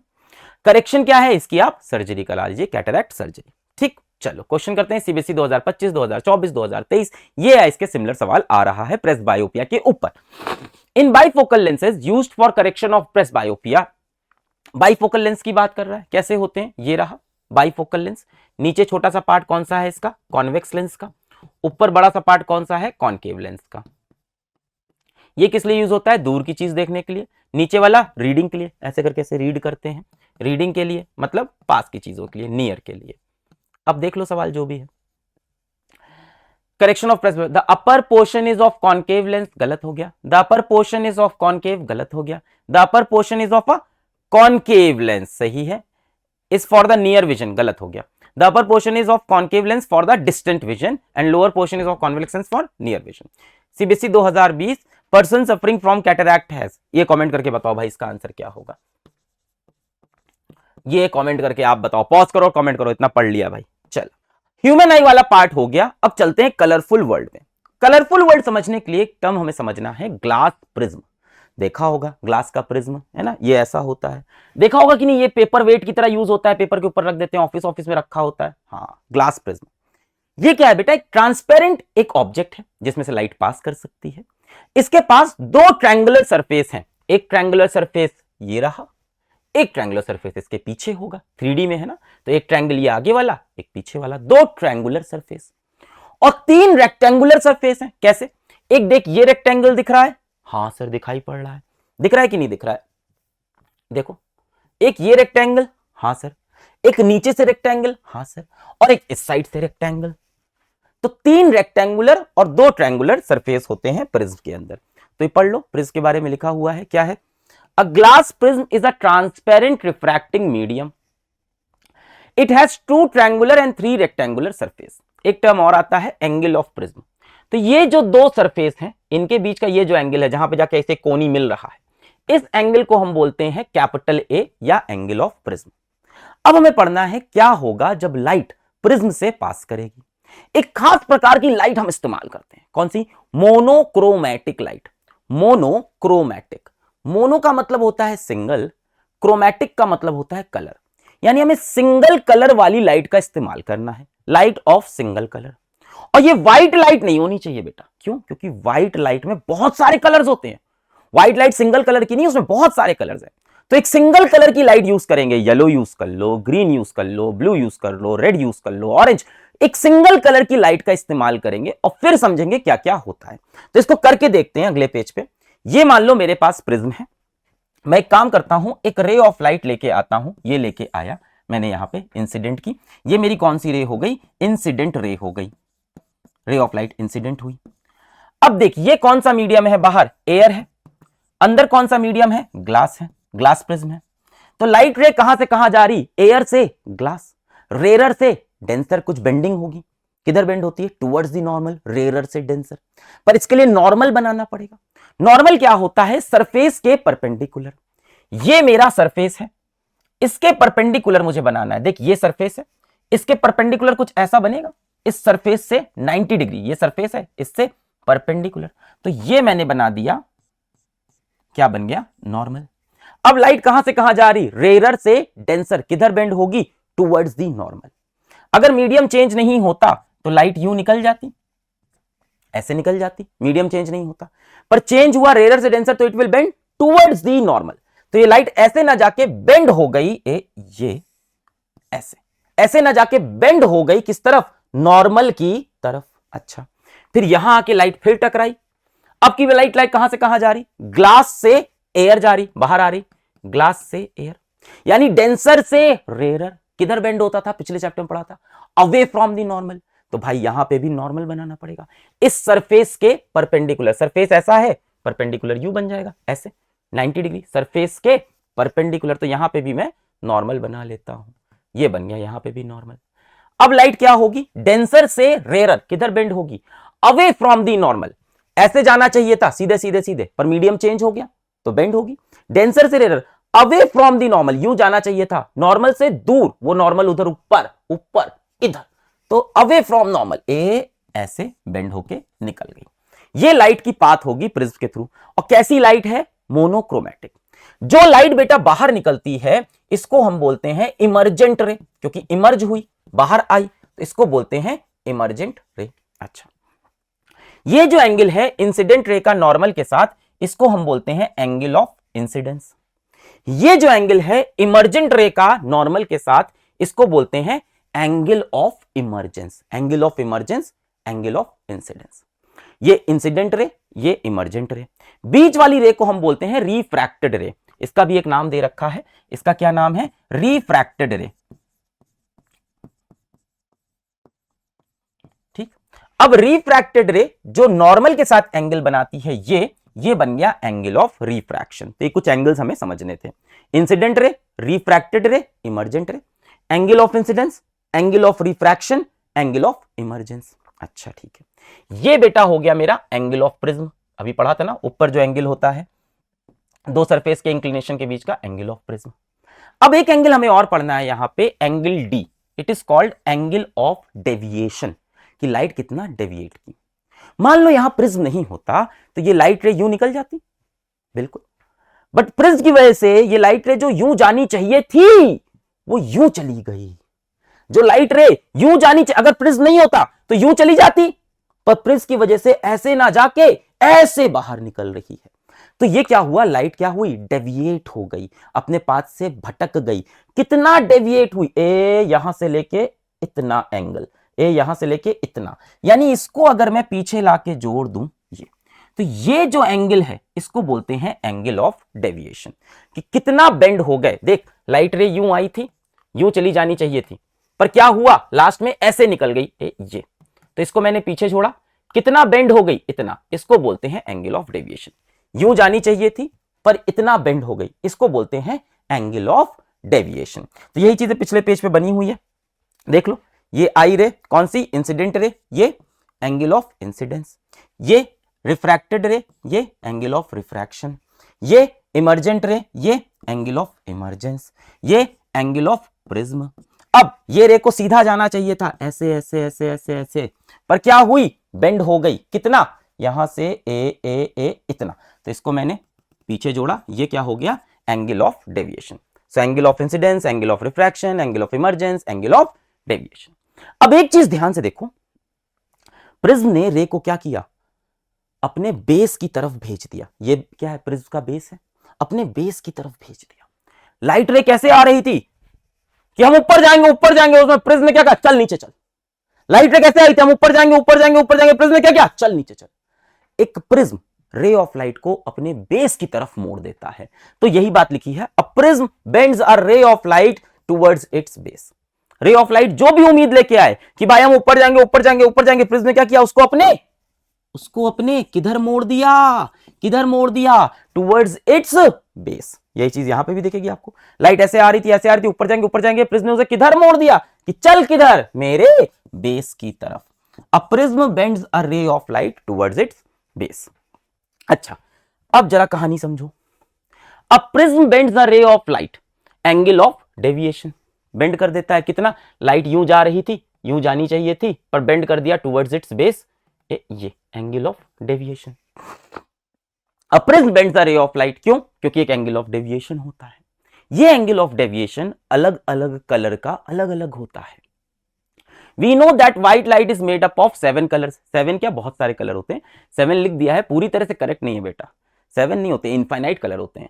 मतलब हम बोलते हैं ना violet, indigo, blue, green, yellow, orange, red, सिर्फ इतने ही थोड़े हैं। Violet, light violet, dark violet, violetish blue, बहुत से कलर्स हैं, इनफाइनाइट बन सकते हैं। Angle of deviation is different for different colours of light.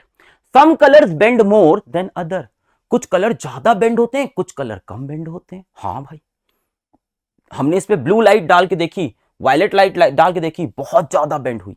Red light डाल के देखी, इतना बेंड नहीं हुई, इतना डेविएट नहीं। रेड डाला, थोड़ी कम डेविएट। वायलेट डाला, बहुत ज्यादा डेविएट। तो अलग अलग कलर ऑफ लाइट अलग अलग एंगल ऑफ डेविएशन दिखाते हैं। अब इसकी वजह से क्या हुआ, मान लो मैं प्रिज्म के ऊपर व्हाइट लाइट डाल दूं या सनलाइट डाल दूं, कोई भी लाइट जो सनलाइट जैसा फीचर दिखाए उसको व्हाइट लाइट बोलते हैं। सूरज से आने वाली येलो नहीं होती लाइट, कैसी होती है, व्हाइट लाइट होती है। दिखने में व्हाइट हो ना हो, फीचर है उसका, अभी बताते हैं। तो सनलाइट या व्हाइट लाइट डाला मैंने इसके ऊपर, अब क्या हुआ बेटा, prism bends a ray of light towards its base, angle of deviation, सब डेविएट हुए, यू जाना चाहते थे डेविएट हुए। रेड कम डेविएट हुआ, ऑरेंज थोड़ा ज्यादा, येलो थोड़ा और ज्यादा, ग्रीन और ज्यादा, ब्लू और ज्यादा, इंडिगो और ज्यादा, वायलेट सबसे ज्यादा डेविएट हुआ। दिख रहा है, देखो एंगल ऑफ डेविएशन ये होगा, रेड का सबसे कम है, ठीक है, और वायलेट का सबसे ज्यादा। दिख रहा है, एंगल ऑफ डेविएशन रेड का सबसे कम एंगल डेविएशन है, इतना ही बेंड हुई, और वायलेट का सबसे ज्यादा। तो अब आपको याद रखना है क्या, violet bends most, red bends least. Red bends least, violet bends most. सबसे ज्यादा वायलेट बेंड होता है, फिर इंडिगो, फिर ब्लू, फिर ग्रीन, फिर येलो, फिर ऑरेंज, और सबसे कम रेड। तो ये विबग्योर का ऑर्डर आपको याद रखना। इसके ऊपर बोर्ड में सवाल भी आए हुए हैं कि सबसे ज्यादा बेंड कौन होता है, वायलेट, उससे कम इंडिगो, उससे कम ब्लू, और सबसे कम कौन बेंड होता है, रेड होता है। ठीक है, अब ये जो चीज हुई ना बेटा, क्या हुआ, अलग अलग कलर अलग अलग बेंड हुए। अगर मैं यहां पे एक स्क्रीन लगा दूं, क्या लगा दूं, यहां पे एक स्क्रीन लगा दूं, तो उस स्क्रीन पे मुझे क्या व्हाइट लाइट दिखेगी, नहीं, अब तो अलग अलग कलर अलग अलग दिखने लगेंगे, एक रेनबो बन जाएगा, है कि। तो ये जो फिनोमेना हुआ, स्प्लिटिंग ऑफ व्हाइट लाइट या सनलाइट इनटू डिफरेंट कलर, इसको बोलते हैं डिस्पर्जन। डिस्पर्स हो गया, होता नहीं, हम लोग असेंबली में खड़े होते हैं, कहते हैं डिस्पर्स, मतलब सब लोग इधर उधर बिखर जाओ। तो क्या हुआ, कलर डिस्पर्स हो गए, फैल गए, डिस्पर्शन। तो क्या बोला मैंने, the splitting of white light into its component colours is called dispersion. ये व्हाइट लाइट के अंदर ही थे सारे colour, white light is made up of lot of colours, सारे कलर्स यहां आए, रेड कम बेंड हुआ, ऑरेंज ज्यादा बेंड हुआ, येलो और बेंड हुआ, वायलेट सबसे ज्यादा बेंड, तो यहां स्क्रीन पे सब अलग अलग दिखाई पड़ने लगे। इस फिनोमेना को बोलते हैं dispersion, the splitting of white light into its component colours. इन्हीं का कलर था, व्हाइट लाइट के अंदर ये सारे कलर पहले से थे, ये बात अभी न्यूटन प्रूव भी करेंगे। ठीक, अच्छा, दूसरी चीज क्या है, मान लो यहां पे मैं स्क्रीन रख दूं, तो इस स्क्रीन पे मुझे क्या दिखेगा, इस स्क्रीन पे मुझे रेनबो दिखेगा। The band of colours obtained on a screen after dispersion is called spectrum. क्या बोलते हैं इसको, स्पेक्ट्रम। अगर यहां पे मैं स्क्रीन रख दूं तो सारे कलर अलग अलग दिखाई पड़ेंगे उस पे, उस पैटर्न को हम क्या बोलते हैं, spectrum. The band of colours component of light obtained on screen is called spectrum. The band of colors या color component of white light या sunlight obtained on a screen is called spectrum. तो dispersion समझ में आ गया, splitting of white light into its component color, और spectrum the band of colors obtained on screen. अच्छा, CBSE 2025-2016 क्या सवाल है, in the given figure the angle of incidence and the angle of deviation respectively are. चलो भाई pause करके तो बता दो, पॉज करके कमेंट करो, बताओ इसमें से कौन सा एंगल ऑफ डेविएशन है और angle of incidence. Angle of deviation, angle of incidence दिख रहा है साफ साफ, 1 2 3 4 5।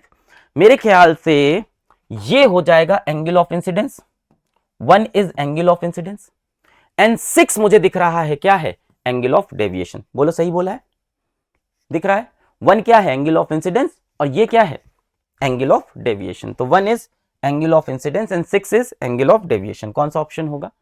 ये D. Next, CBSE 2025, 2024, 2023। The white light entering a glass prism gets split into its constituent colours. सही बात है, व्हाइट लाइट जब प्रिज्म में जाती है तो स्प्लिट हो जाती है, डिस्पर्जन हो गया। इट इज ऑब्जर्व दैट, क्या ऑब्जर्व होता है, हमसे पूछा है, तो क्या ऑब्जर्व होता है एक बार जरा मुझे बताओ। अगर यहां प्रिज्म होगा और व्हाइट लाइट यूं आएगी तो क्या होगा? स्प्लिटिंग हो जाएगी, यूं ऐसे, सबसे नीचे violet, indigo, blue, green, yellow, orange और ऊपर रेड, है ना।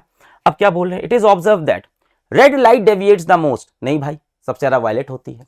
Violet light deviates the least, ये भी गलत है, वायलेट सबसे ज्यादा होती है। Yellow light deviates more than blue light. अच्छा, अब सोचो, yellow light deviates more than blue light, गलत है भाई, ब्लू ज्यादा डेविएट हुई है। यहां देखो, यहां देखो, येलो लाइट कम डेविएट हुई है, ब्लू ज्यादा हुई है, तो यहां पे गलत है। Yellow light deviates more than blue light, गलत है। Green light deviates more then orange light, green light deviates more then orange light, सही है, ग्रीन ज्यादा डेविएट हुई, ऑरेंज कम, तो D is the correct option. यहां देखो, green light deviates more then orange, orange देख इतना हुई और ग्रीन उससे ज्यादा डेविएट हुई, देख ऑरेंज कितना डेविएट हुई, ये, और ग्रीन पूरा ये। तो ये याद रखना, विबग्योर सबसे ज्यादा वायलेट, फिर इंडिगो, फिर ब्लू, ग्रीन, इस ऑर्डर में याद रखना। सबसे ज्यादा वायलेट होती है और ऐसे ऊपर की तरफ चले जाना। तो विबग्योर लिखा है, green deviates more then orange, सही है, ठीक। चलो भाई, सीबीएसई 2024 और ये बहुत बार पूछता है कि what is the reason for dispersion, क्यों डिस्पर्जन हो रहा। बहुत सिंपली आप लिखना कि प्रिज्म से जब रे ऑफ लाइट जाती है तो एक एंगल ऑफ डेविएशन बनता है। ये एंगल ऑफ डेविएशन अलग अलग कलर के लिए अलग अलग होता है। कुछ कलर्स जो होते हैं वो ज्यादा डेविएट करते हैं, कुछ कलर्स कम डेविएट करते हैं। वायलेट सबसे ज्यादा डेविएट करता है, रेड सबसे कम डेविएट करता है, और इसीलिए हमें डिस्पर्जन दिखता है। सिंपल यही। A prism bends the ray of light, different colour of light bends through different angle. For violet light refractive index of glass is slightly more than for red colour. अब ये क्या लिख दिया? अच्छा, अलग अलग कलर ऑफ लाइट के लिए जो रिफ्रैक्टिव इंडेक्स पढ़ा था ना, वो कलर ऑफ लाइट पे भी डिपेंड करता है। अलग अलग कलर का रिफ्रैक्टिव इंडेक्स अलग होता है। जिसका रिफ्रैक्टिव इंडेक्स ज्यादा होगा वो ज्यादा बेंड करेगी। वायलेट का रिफ्रैक्टिव इंडेक्स सबसे ज्यादा होता है। Refractive index of glass is slightly more than for red colour. For violet light refractive index of glass is slightly more than for red colour. Violet का रिफ्रैक्टिव इंडेक्स ज्यादा है तो उसका एंगल ऑफ डेविएशन भी ज्यादा होगा। So violet bends more, this separate different colour of light and we see dispersion. क्या हुआ भाई? एंगल ऑफ डेविएशन सबका अलग अलग है तो सब सेपरेट हो गए और हमें डिस्पर्जन दिखता है। इसके बाद एक न्यूटन साहब ने एक्सपेरिमेंट किया, न्यूटन्स प्रिज्म एक्सपेरिमेंट या इन्वर्टेड प्रिज्म एक्सपेरिमेंट। इसका डायग्राम बेटा बहुत इंपॉर्टेंट है, आपको इसको प्रैक्टिस करना पड़ेगा। ये डायग्राम, न्यूटन साहब इस एक्सपेरिमेंट से ये प्रूव करना चाहते थे। कई लोग ने ये कहा, यार कहीं प्रिज्म तो कलर नहीं बना रहा, ऐसा तो नहीं कि तुम तो कह रहे हो कि white light is made up of lot of colours, ऐसा तो नहीं कि प्रिज्म कलर बनाता है। तो न्यूटन साहब ने कहा, मैं ये प्रूफ कर दूंगा कि व्हाइट लाइट के ही ये कलर है। क्या किया? एक प्रिज्म सीधा रखा, एक प्रिज्म उल्टा रखा, और ये दोनों प्रिज्म कैसे होंगे बेटा? आइडेंटिकल प्रिज्म होंगे, एकदम सेम प्रिज्म होंगे। कैसे प्रिज्म होंगे? आइडेंटिकल प्रिज्म होंगे। और इनको किस फॉर्म में रखा? इन्वर्टेड फॉर्म में। एक सीधा रखा, एक इसके बगल में उल्टा रख दिया। अब क्या होगा सोचो, यहां से व्हाइट लाइट आई, कौन सबसे ज्यादा डेविएट करेगा? वायलेट। तो वायलेट सबसे ज्यादा डेविएट किया, रेड सबसे कम डेविएट किया। देख, व्हाइट लाइट आई, सनलाइट आई, वायलेट सबसे ज्यादा डेविएट किया, रेड सबसे कम। यहां से बाहर निकला। अब अगले प्रिज्म पे आए, ये प्रिज्म उल्टा रखा है। प्रिज्म रे ऑफ लाइट को किधर बेंड करता है? Towards its base. इस प्रिज्म का बेस देख ऊपर की तरफ है। प्रिज्म रे ऑफ लाइट को किधर बेंड करता है? Towards its base. अच्छा, अब देख, रेड सबसे कम बेंड हुई, वायलेट सबसे ज्यादा, दूसरे प्रिज्म पे आए। अब इन दोनों को ये प्रिज्म किधर बेंड करेगा? इधर कि ऊपर? इधर कि ऊपर? इस प्रिज्म का बेस ऊपर है, यानी ऊपर की तरफ। सबसे ज्यादा बेंडिंग किसकी होगी? वायलेट। तो देख, वायलेट बहुत ज्यादा बेंड हुआ, रेड कम बेंड हुआ, और यहां आके दोनों मिल गए, बाहर फिर क्या निकली? व्हाइट लाइट निकली।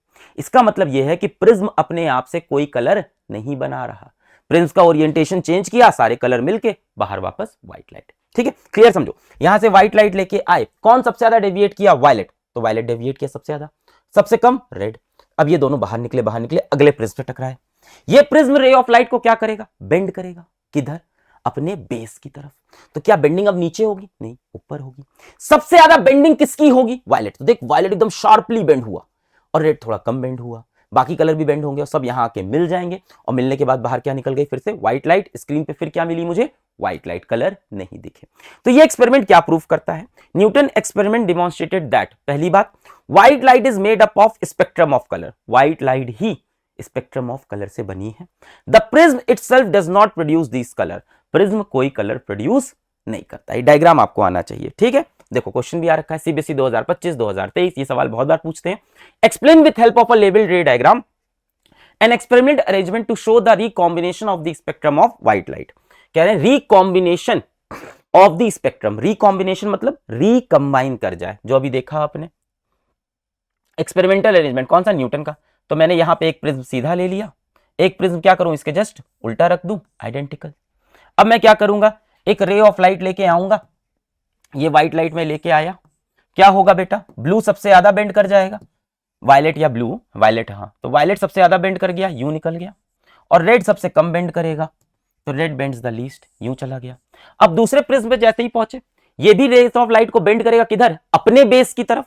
सबसे ज्यादा बेंडिंग किसकी होती है, वायलेट, ये वायलेट ही समझ लो, तो वायलेट की बहुत ज्यादा बेंडिंग हुई। सबसे कम बेंडिंग किसकी होगी, रेड की, तो रेड की देख कम बेंडिंग हुई। एक सेकेंड, हाँ, सबसे ज्यादा बेंडिंग किसकी होगी, वायलेट की, तो वायलेट की ज्यादा बेंडिंग हो गई। सबसे कम बेंडिंग किसकी होगी, रेड की, तो रेड की कम बेंडिंग हुई। और ऐसे बना ले, ऐसे कर लेते हैं, सबसे ज्यादा बेंडिंग वायलेट की और सबसे कम बेंडिंग किसकी हुई, रेड की, रेड की कम हुई। दोनों यहां पे मिल गए, बाहर क्या निकल जाएगी, यहां से व्हाइट लाइट बाहर निकल गई।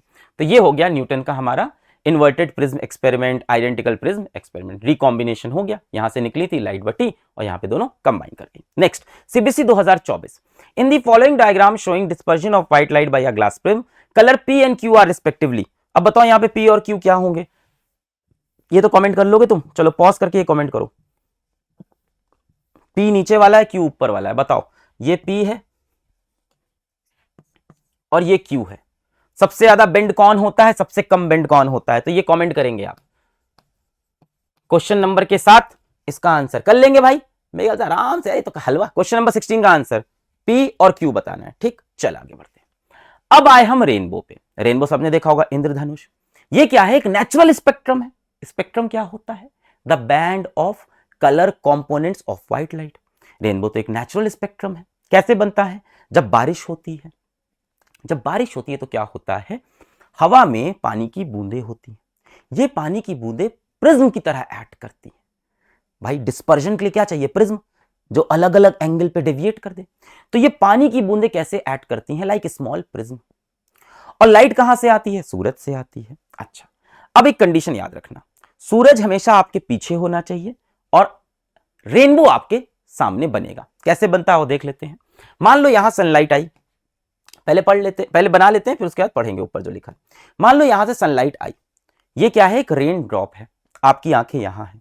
अब देखो क्या क्या होता है, वेरी इंपॉर्टेंट, वेरी इंपॉर्टेंट। हाँ, अब सनलाइट आई, इस रेन ड्रॉप को यहां पे कनेक्ट की, टच की, मीडियम चेंज हो रहा है, एयर से वाटर में जा रहे हैं, मीडियम चेंज हो रहा है, तो क्या होगा, रिफ्रैक्शन। तो यहां पहले सरफेस पे क्या देखा मैंने, क्या हुआ, रिफ्रैक्शन हुआ। अच्छा, अब ये देखो थोड़ा थोड़ा आपको ये प्रिज्म जैसा दिख रहा है, ये देखो थोड़ा सा ऐसे प्रिज्म जैसा है, फील दे रहा है कि नहीं, ये रेन ड्रॉप थोड़ी सी ऐसे प्रिज्म जैसी फील दे रही है, हाँ। तो यहां पे क्या होगा, लाइट के कलर स्प्लिट हो जाएंगे, डिस्पर्जन भी होगा। कौन सबसे ज्यादा बेंड करेगा, violet colour will bend most, तो वायलेट कलर सबसे ज्यादा बेंड हो गया यहां से, ए ये। और कब से कम, वायलेट किससे बनाऊं, इसी से बना लूं, इससे बना लेता हूं, डार्क ब्लू से। सबसे ज्यादा बेंड कौन हुआ, वायलेट कलर सबसे ज्यादा बेंड हो गया, सही है, बेंड्स मोस्ट।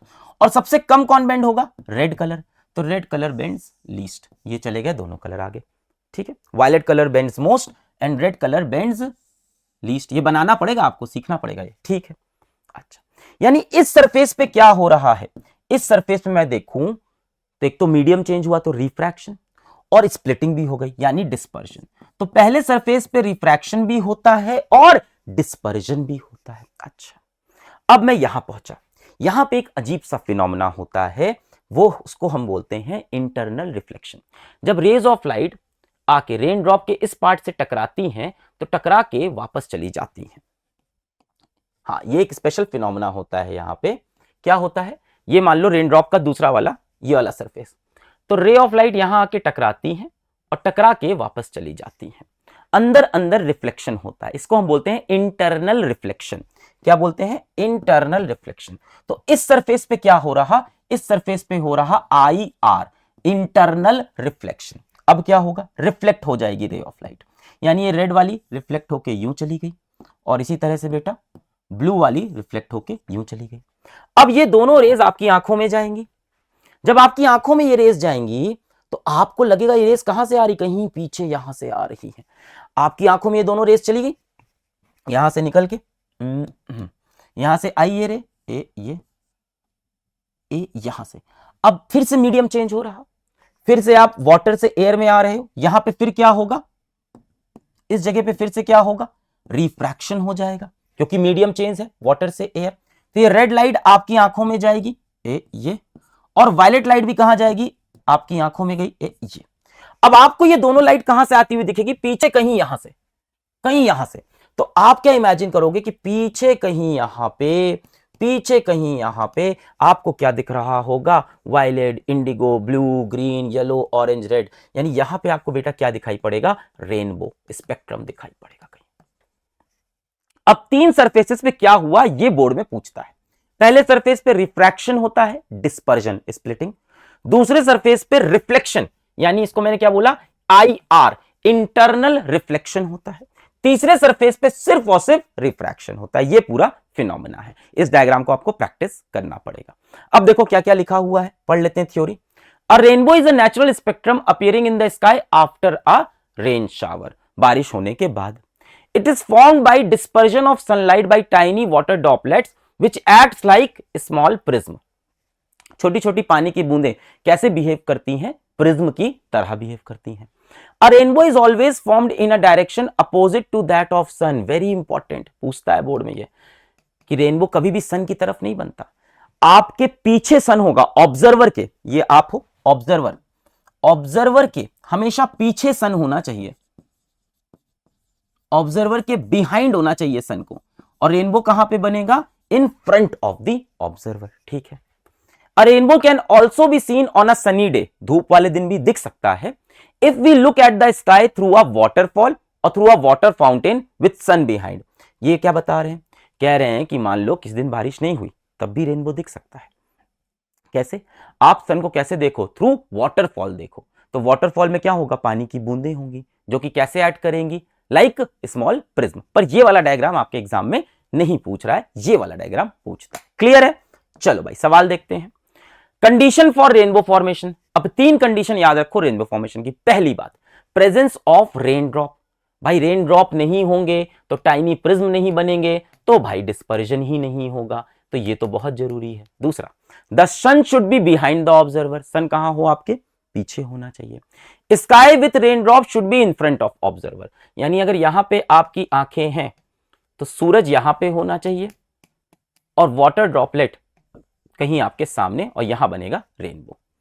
चलो CBSE 2024, the phenomena of light involve in the formation of rainbow are, rainbow formation में कौन कौन सा फिनोमेना इन्वॉल्व है, refraction, reflection, dispersion, refraction, dispersion, internal reflection, reflection, dispersion. सोच के बताओ, मैंने आपको बताया था सबसे पहले सरफेस पे क्या हुआ था, रिफ्रैक्शन हुआ था, डिस्पर्जन हुआ था। दूसरे सरफेस पे लाइट क्या हुई थी, इंटरनली रिफ्लेक्ट होके चली गई थी, और तीसरे सरफेस पे रिफ्रैक्शन। तो क्या क्या होगा, रिफ्रैक्शन, डिस्पर्जन, इंटरनल रिफ्लेक्शन। ये सही लग रहा है, एक बार और रिफ्रैक्शन है पर इन्होंने मेंशन नहीं किया, ये एप्रोप्रिएट है। चारों में से एग्जैक्टली करेक्ट कोई नहीं, पर एप्रोप्रिएट यही है कि रिफ्रैक्शन, डिस्पर्जन, इंटरनल रिफ्लेक्शन। बाकी सब तो गलत है, पहले रिफ्लेक्शन हुआ नहीं, रिफ्रैक्शन के बाद रिफ्लेक्शन, डिस्पर्जन, गलत। सबसे सही यही है कि पहले सरफेस पे क्या हो रहा, देखो यहीं पे रिफ्रैक्शन और यहीं पे डिस्पर्जन, अगले पे सिर्फ इंटरनल रिफ्लेक्शन, और तीसरे पे जाके क्या हो रहा है, रिफ्रैक्शन। IR का मतलब समझ में आ गया ना, IR क्या है, इंटरनल रिफ्लेक्शन, इंटरनल रिफ्लेक्शन। ठीक है। तो ये रेनबो वाला इंपॉर्टेंट है, एग्जाम में आता है, डायग्राम याद रहे, और ये वाली चीज अच्छे से याद रखना कि पहले ये होता है, फिर ये होता है, फिर ये होता है। क्लियर। चलो next, CBSE 2024, the rainbow is a natural spectrum of sunlight in the sky. सही है भाई, ये बात तो ट्रू है। Rainbow is formed in the sky when the sun is overhead and water droplets are also present in air. क्या बोल रहे हैं? सन इज ओवरहेड, मतलब आप यहां हो और सन आपके जस्ट ऊपर है, ओवर योर हेड। नहीं भाई, ये बात तो फॉल्स हो गई। तो assertion is true, reason is false, assertion is true but reason R is false। चल भाई आगे बढ़ते हैं, क्लियर है? अच्छा, अब आया एटमॉस्फेरिक रिफ्रैक्शन, एटमॉस्फेयर में होने वाला रिफ्रैक्शन। अब बेटा हमारी एटमॉस्फेयर की जो डिफरेंट लेयर हैं उन सब की डेंसिटी सेम नहीं है। जैसे जैसे आप अर्थ के ऊपर जाओगे, जैसे जैसे आप ऊपर जाओगे तो क्या होगा? डेंसिटी कम होने लगेगी, हवा की डेंसिटी, हवा हल्की होने लगेगी। तो अर्थ के एटमॉस्फेयर या अर्थ के सरफेस से जैसे जैसे आप ऊपर जाओगे हवा क्या होती है? हल्की हो जाती है। तो ऊपर वाली लेयर कैसी होती है? रेयरर, और नीचे वाली लेयर कैसी होती है? डेंसर। यहां क्या है बेटा? ये आसपास जो एयर वो कैसी है? भारी है। जैसे आप जब आप उस पर जाते हो, पहाड़ वहाड़ पे जाते हो, ऐसा नहीं होता आसपास की हवा हल्की हो गई, रेयरर हो जाती है। जितना ऊपर जाओगे वहां पे लेयर क्या होती है? रेयरर। तो यही लिखा है, ये अर्थ सरफेस है, ऊपर की लेयर कैसी है? रेयरर है, नीचे आते वक्त कैसी हो रही? डेंसर हो रही। अच्छा, अब मान लो रे ऑफ लाइट यूं आई, कहां से कहां जा रहे? रेयरर से डेंसर, रेयरर से डेंसर, रेयरर से डेंसर, रेयरर से डेंसर, है कि नहीं? ऊपर रेयर है, नीचे आते वक्त डेंसर डेंसर डेंसर डेंसर, तो हर बार रेयरर से डेंसर, रेयरर से डेंसर, रेयरर से डेंसर। ये क्या? एटमॉस्फेयर की लेयर थे बेटा। और ऐसा नहीं कि इतनी इतनी दूर पे है बेटा, एक एक मिलीमीटर पे चेंज हो रही है, लगातार ऐसे माइन्यूटली चेंज हो रही है। ऊपर जाते वक्त रेयरर होती जा रही, नीचे आते वक्त डेंसर। तो रे ऑफ लाइट मान लो सन से आई, कहां से आएगी? सन से ही आएगी। ये ग्राउंड है, सरफेस, यहां पे आप खड़े हो, अर्थ के सरफेस, ये आप ग्राउंड पे आप खड़े हो, और सूरज से यहां से रेज आ रही है बेटा। अब रे ऑफ लाइट जब आएगी और यहां पे टकराएगी तो उसको क्या लगेगा कि हम रेयरर से डेंसर में जा रहे हैं, तो किधर बेंड होगी? Towards the normal. फिर से लगेगा रेयरर से डेंसर, किधर बेंड होगी? Towards the normal.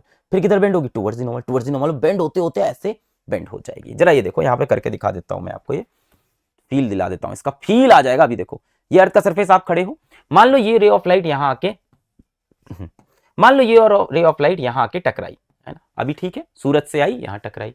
अब देखना मजा आने वाला है तुम्हें। यहां पे मुझे क्या बनाना पड़ेगा? नॉर्मल बनाना पड़ेगा, सरफेस के परपेंडिकुलर बना दिया। ये कैसी लेयर होगी? ऊपर वाली रेयरर, ऊपर वाली लेयर कैसी होगी? रेयरर। नीचे वाली कैसी होगी? डेंसर। किधर बेंड होगा? Towards the normal. ये नॉर्मल है, नॉर्मल की तरफ, तो नॉर्मल की तरफ बेंड कर, नॉर्मल की तरफ बेंड कर दिया। ठीक है भाई। अब यहां पे फिर टकराया, फिर क्या बनाया यहां पे मैंने? नॉर्मल। अब ये लेयर कैसी हो गई? रेयरर, और इसके नीचे वाली डेंसर। जैसे जैसे नीचे जा रहा है डेंसर होती जा रही है। किधर बेंड होगी? टुवर्ड्स द नॉर्मल, और बेंड हो गई टुवर्ड्स द नॉर्मल। तो आप देखो, फिर जब यहां पे टकराएगी, फिर ये रेयरर, फिर ये डेंसर, और टुवर्ड्स दी, तो आप देखोगे लगातार बेंडिंग, ये कुछ ऐसे, ऐसे, ऐसे, ये दिख रहा है। रेयरर से denser towards the normal, rarer denser towards the normal, rarer denser towards the, देख ये नॉर्मल की तरफ गई गई गई गई और चली गई। ये वाला देखो, इसमें आ रहा है फील। ये कैसी लेयर होगी? रेयरर, और उसके रिस्पेक्ट में डेंसर टुवर्ड्स द नॉर्मल। ये रेयरर, नीचे वाली डेंसर टुवर्ड्स द नॉर्मल। ये रेयरर, नीचे वाली डेंसर, किधर बेंड हुई? Towards the normal. तो लाइट रे कुछ यूं ऐसे बेंड हो जाती है। ये एटमॉस्फेरिक रिफ्रैक्शन का कमाल है। यही बात वहां पे ऊपर लिखी हुई है। Light comes from stars, the sun और moon, enters the earth atmosphere. The atmosphere acts like a series of transparent layer of varying density.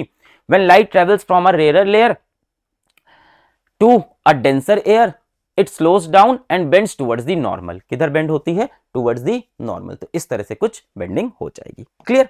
अब इसके ऊपर बेस्ड है कुछ हमारे फिनोमेना। पहला, apparent position of the star. बेटा हम तारे को जिस जगह पे देखते हैं, तारा असल में वहां नहीं होता, वहां से थोड़ा ऊपर होता है। ये क्या है? जरा आराम से समझो। मान लो ये तारा है, तारे से रे ऑफ लाइट आई, और ये आप खड़े हो अर्थ के ऊपर, यहां आप खड़े हो, ये रहे आप गुड्डू, हियर यू आर, प्यारा सा गुड्डू, हाँ ये आप खड़े हो। अब रे ऑफ लाइट कहां से आई? स्टार से। स्टार से रे ऑफ लाइट आई आई आई आई आई आई, क्या हो जाएगी? Bend towards the normal, towards the normal, towards the normal, और यूं जाके ये ऐसे आते आते आते ऐसे बेंड हो गई। अब आप जब इसको देखोगे, यहां मान लो आपकी आंखें हैं, लेट अस से योर आईज आर हियर। आप जब इसको देखोगे तो आपको ये रे ऑफ लाइट ऐसे आई, आपको ये कुछ ऐसी आती हुई दिखेगी। भाई देख, ये रे ऑफ लाइट आई कैसे? ए स्टार से आई आई आई आई आई, किधर बेंड हो गई? Towards the normal, towards the normal. देख ऐसे आएगी, हुर्र, हुर्र, हुर्र, किधर बेंड हो रही? Towards the normal. तो ये रे ऑफ लाइट आई आई आई आई आई आई और यूं बेंड हो गई। अब आपको ये रे कहां से आती हुई दिखेगी? आप जब पीछे इसको खींचोगे तो आपको कहीं ये यहां से आती दिखेगी। तो तारा अपनी एक्चुअल पोजीशन से आपको थोड़ा ऊपर दिखता है। तो इसको बोलते हैं apparent position of the stars. ठीक है, अब इसका एक्सप्लेनेशन एग्जाम में पूछ ले तो क्या बोलोगे? 2 पॉइंट मैंने लिख दिए हैं। 3, atmosphere has many transparent layer of different density. Light bends towards the normal when it enters denser layers of the earth. लाइट किधर बेंड होती है? Towards the normal, towards the normal, towards the normal bend हो जाती है।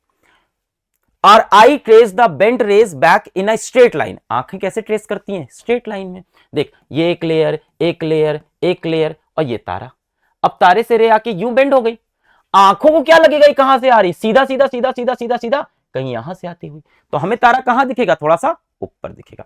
और eyes trace the bent rays back in a straight line, so we see the star at a position slightly higher than its true position. अपनी actual position से थोड़ा ऊपर दिखाई पड़ता है। ठीक है, चलो next, advance sunrise and delay sunset. देखो सीबीएसई 2023 में सवाल भी पूछा है। ये क्या बोलता है कि सन एक्चुअल में जब उगता है हमें उगने से 2 मिनट पहले दिख जाता है, और सन जब एक्चुअल में सेट हो जाता है ना, उसके 2 मिनट बाद तक भी हमें दिखता है। यार एक्चुअल में तो सन ना राइज करता है ना ही सन सेट करता है, असल में तो आपको पता है सब घूमने घामने का खेल है, बट इसको ऐसे ही समझते हैं। अच्छा, मान लो आप यहां पे खड़े हो, इसको मैं बना के समझा देता हूं। मान लो ये अर्थ है ना, मान लो आप यहां पे खड़े हो, ठीक है। आपको सन कब दिखाई पड़ेगा भाई? सर मेरे को सन दिखाई पड़ेगा जब सन इस लाइन को क्रॉस करेगा। इस लाइन के जैसे ही ऊपर आएगा सन तो मुझे दिखेगा। इसको हम बोलते हैं होराइजन। अब सन जब इसको क्रॉस करेगा तो मुझे दिखेगा, इसके नीचे मुझे दिखाई नहीं पड़ेगा। मान लेते हैं सन इसके नीचे है, होराइजन के नीचे है, उगने वाला है, सुबह होने वाली है, सुबह के 4 बजे सुबह होने वाली है, होने वाली है। हमें क्या होगा? 2 मिनट पहले सन दिख जाता है। ऐसा क्यों होता है? अब एक चीज देखो, आप यहां पे डिफरेंट लेयर होंगी एटमॉस्फेयर की, हाँ या ना? बिल्कुल होंगी सर। तो यहां पे मैं लेयर बना लेता हूं। एक लेयर हो गई, है ना, दूसरी लेयर हो गई, ठीक है, तीसरी लेयर हो गई, वगैरह वगैरह बहुत सारी लेयर्स हो गई एटमॉस्फेयर की। ठीक है, अब देख, सन से जो रेज ऑफ लाइट आएंगी, ये सन से रेज ऑफ लाइट आई आई आई यहां पे टकराई। अब जब यहां पे सन से रे ऑफ लाइट आके टकराएगी, सन अभी कहां है? बिलो होराइजन, दिखना चाहिए नहीं, अभी अर्थ के होराइजन से नीचे है। सन से रे ऑफ लाइट आई आई आई यहां पे टकराई, जैसे ही टकराएगी रेज ऑफ लाइट वैसे ही क्या होगी? Bend towards the normal, towards the, तो ये बेंड हो गई ऐसे टुवर्ड्स द नॉर्मल। अब मेरी आंखें इस रेज ऑफ लाइट को ऐसे जब देखेगी तो मुझे तो लगेगा कहीं यहां से आ रही, तो सन मुझे कहां दिखेगा? अबव दी होराइजन, जबकि एक्चुअली में कहां है? Below the horizon. समझ में आया? तो यही होता है, सनराइज के 2 मिनट पहले भी दिखती है और सनसेट के बाद भी 2 मिनट। भाई सन नीचे चला जाता है तो भी देखो वही चीज यहां पे भी बनी हुई है, वही डायग्राम। ये क्या है? बहुत सारी एटमॉस्फेयर की लेयर है। मैं यहां खड़ा हूं, सन कहां है? अभी होराइजन के नीचे। सन से रे ऑफ लाइट आई आई आई आई एटमॉस्फेयर से टकराई, इसने किधर बेंड कर दी? Towards the normal, towards the normal, towards the, ऐसे टकराई, towards the normal, towards the normal, towards the normal. अब यहां से मैं देखूंगा, मुझे रेस कहां से आती हुई दिख रही? यहां से। तो सन है यहां बिलो द होराइजन, पर मुझे कहां दिख रहा? Above the horizon. तो राइज होने की भी 2 मिनट पहले दिख जाता है और सेट होने की 2 मिनट बाद तब भी दिखाई पड़ता है। Sun is visible 2 minutes before actual sunrise, sun is visible after 2 extra minutes after actual sunrise. 4 minute extra दिखता है सन। क्लियर हो गया क्यों होता है? अब आ गया भाई twinkling of star, twinkle twinkle little star, कि ये ट्विंकल ट्विंकल क्यों करते हैं। एक तो तारा हमें ऊपर दिखता है, वो तो समझ में आ गया, अब ट्विंकलिंग समझनी है। देखो ध्यान से सुनो, तारे को बेटा हम क्या मानते हैं? पॉइंट सोर्स मानते हैं। क्यों पॉइंट सोर्स मानते हैं? क्योंकि ये बहुत दूर है। जो ऑब्जेक्ट बहुत दूर होता है मानते हैं वो कैसा है? एक पॉइंट जैसा है। तारा बहुत दूर है। अच्छा, मान लेते हैं तारे से 100 रेज निकल रही हैं, जस्ट सपोज कर लिया। मान लेते हैं तारे से कितनी रेज निकल रही? 100 रेज तारे से बाहर आ रही हैं, ठीक है। हमारी एटमॉस्फेयर की बेटा जो लेयर्स होती हैं, ऊपर रेयर होती हैं, नीचे आते आते डेंसर हो जाती हैं। पर इन लेयर की डेंसिटी लगातार बदलती रहती है। ऊपर रेयर रहेगा, नीचे डेंसर रहेगा, पर एक एक लेयर की डेंसिटी लगातार चेंज होती है। क्यों चेंज होती है भाई? एटमॉस्फेयर के अंदर टेम्परेचर चेंज हो रहा है, प्रेशर चेंज हो रहा है, ह्यूमिडिटी चेंज हो रही है, हवा चल रही है, तो लगातार एयर की डेंसिटी वेरी करती रहती है। अच्छा, मान लो तारे से 100 रेज निकली निकली निकली निकली, यहां पे टकराई और किधर बेंड हो गई? टुवर्ड्स दी, यहां से टकराई और बेंड हो गई टुवर्ड्स दी नॉर्मल। आपकी आंखों के पास कितनी रेज आई? आपकी आंखों के पास मान लेते हैं 100 रेज आई। आपको तारा कैसा दिखा? एकदम चमकीला दिखा। अब क्या हुआ? डेंसिटी चेंज हुई, किसी लेयर की डेंसिटी ज्यादा हो गई, किसी की कम हो गई। अब ये जो 100 रेज आई बेटा, इसमें से कुछ इधर बेंड हो गई, कुछ इधर बेंड हो गई। अब की बार आपकी आंखों के पास लेटस से 80 रे पहुंची। अब कैसा दिखेगा तारा? थोड़ा कम चमकीला, थोड़ा सा ऐसे बुझ गया। मान लो कुछ रेज और ज्यादा इधर बेंड हो गई, कुछ उधर बेंड हो गई, कुछ आपकी आंखों में आई, लेटेस्ट से आंखों में 50 रे पहुंची, अब तारा कैसा दिखेगा? थोड़ा और बुझा हुआ। फिर थोड़ी देर बाद मान लो 70 रेज घुस गई, अब कैसा दिखेगा? चमकीला। तो लगातार क्या है, लेयर की डेंसिटी चेंज हो रही है, और लेयर की डेंसिटी चेंज होती रहेगी तो रेयर डेंसर की डेंसिटी चेंज हो रही है तो बेंडिंग चेंज होती रहेगी। तो कभी तारे से आती हुई बहुत ज्यादा लाइट आंख में जाएगी, कभी कम जाएगी, तो अमाउंट ऑफ लाइट लगातार चेंज हो रही है, इसीलिए तारा कभी ब्राइट दिखता है, कभी लेस ब्राइट। यही लिखा है, the path of ray of light coming from star keeps changing, sometime its bends more, sometimes less. The apparent position of the star and the amount of star light entering the eye keeps on changing. कभी 100 raise घुस रही, कभी 80, कभी 50. The star sometimes looks more bright, other times less bright. बाकी वही कहानी लिखी है कि डेंसिटी चेंज होती है। क्लियर? चलो भाई, अब सवाल आता है, अगर तारे ट्विंकल ट्विंकल करते हैं तो प्लेनेट ट्विंकल क्यों नहीं करता? वीनस हमें दिखता है मॉर्निंग स्टार, वो ट्विंकल क्यों नहीं करता? अच्छा, तारा हमसे बहुत दूर था, इसलिए उसको हमने पॉइंट सोर्स माना था, एक सिंगल सोर्स माना था। प्लेनेट बेटा हमारे बहुत पास होते हैं, प्लेनेट मतलब बहुत पास नहीं, पर तारे से कंपैरिजन में तो बहुत पास है ना प्लेनेट, बगल में। तो प्लेनेट्स को बेटा हम क्या मानते हैं? प्लेनेट को हम एक्सटेंडेड सोर्स मानते हैं। ये वर्ड आपको याद रहना चाहिए, क्या मानते हैं? एक्सटेंडेड सोर्स मानते हैं। क्यों? क्योंकि ये कहां पे है? हमारे नियर है, और तारा कहां था? फार। एक्सटेंडेड सोर्स का मतलब यह है कि इसके अंदर बहुत सारे पॉइंट सोर्सेज होंगे, 1 2 3 4 5 6 7 8 9 10, बहुत सारे इसके अंदर क्या है? पॉइंट सोर्सेज, छोटे छोटे छोटे पॉइंट सोर्सेज हैं। बाकी सारी कहानी सेम है, लेयर की डेंसिटी चेंज हो रही है, सब चीजें हो रहा है। पर मान लो इस पॉइंट सोर्स की वजह से जो रे ऑफ लाइट आ रही थी वो आंख में आई, इसकी वजह से भी आंख में आई, इसकी वजह से भी आंख में आई, सारे पॉइंट सोर्सेज की वजह से आंख में आ रही थी।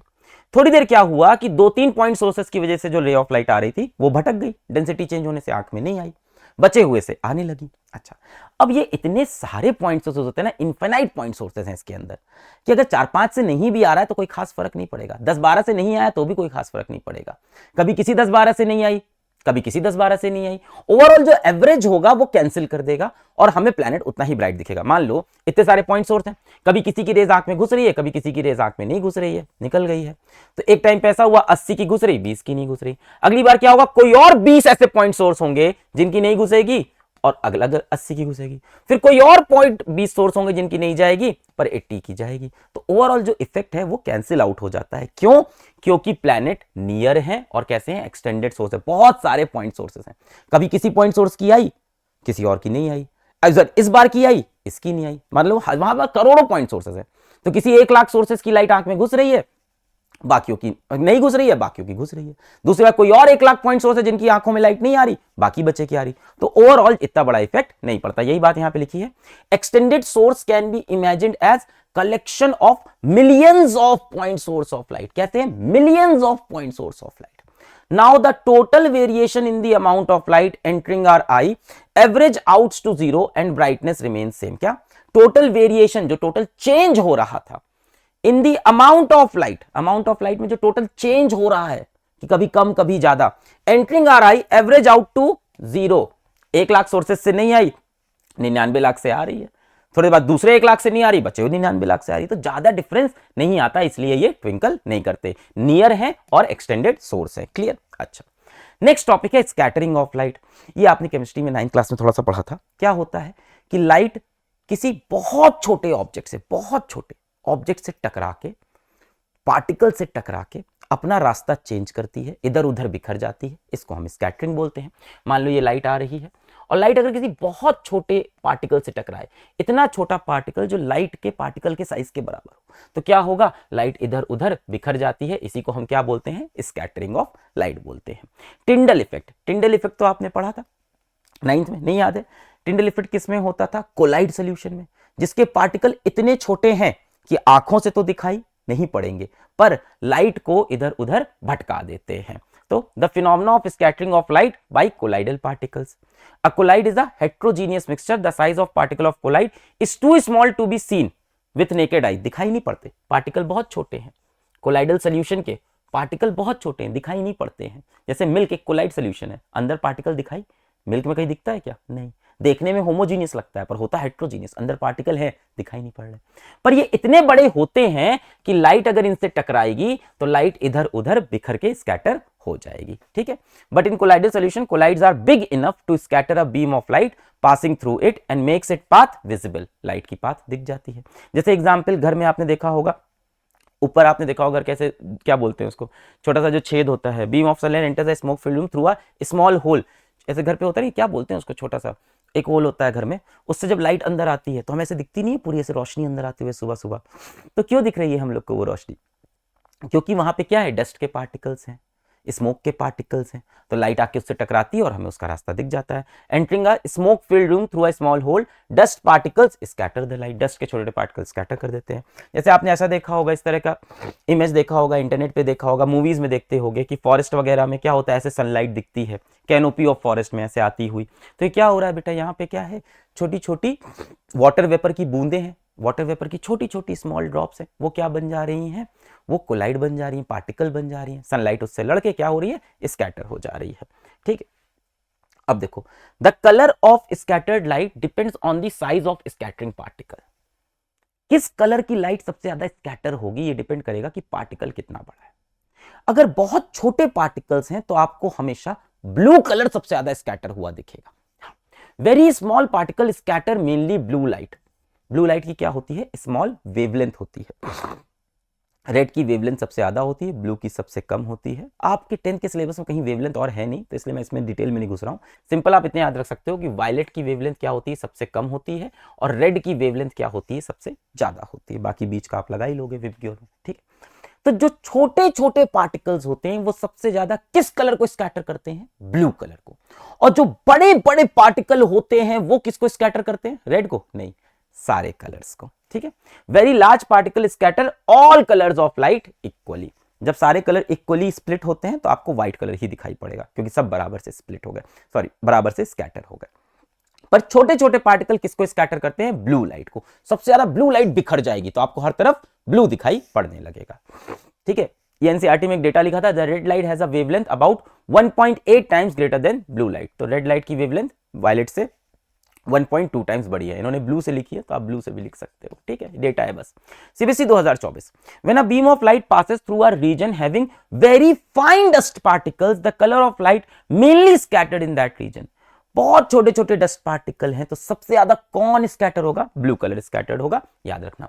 और वेरी लार्ज पार्टिकल्स हो तो ऑल कलर्स स्कैटर इक्वली, और दिखेगा क्या आपको, व्हाइट, क्योंकि सब बिखर जाएंगे बराबर से, ठीक। Next, blue colour of sky, सबको पता है आसमान है नीला क्यों, पानी गीला गीला क्यों, भाई आसमान नीला क्यों दिखता है, सनलाइट में क्या है, सारे कलर्स आ रहे हैं, violet, indigo, blue, green, yellow, orange, red, सब आ रहे हैं।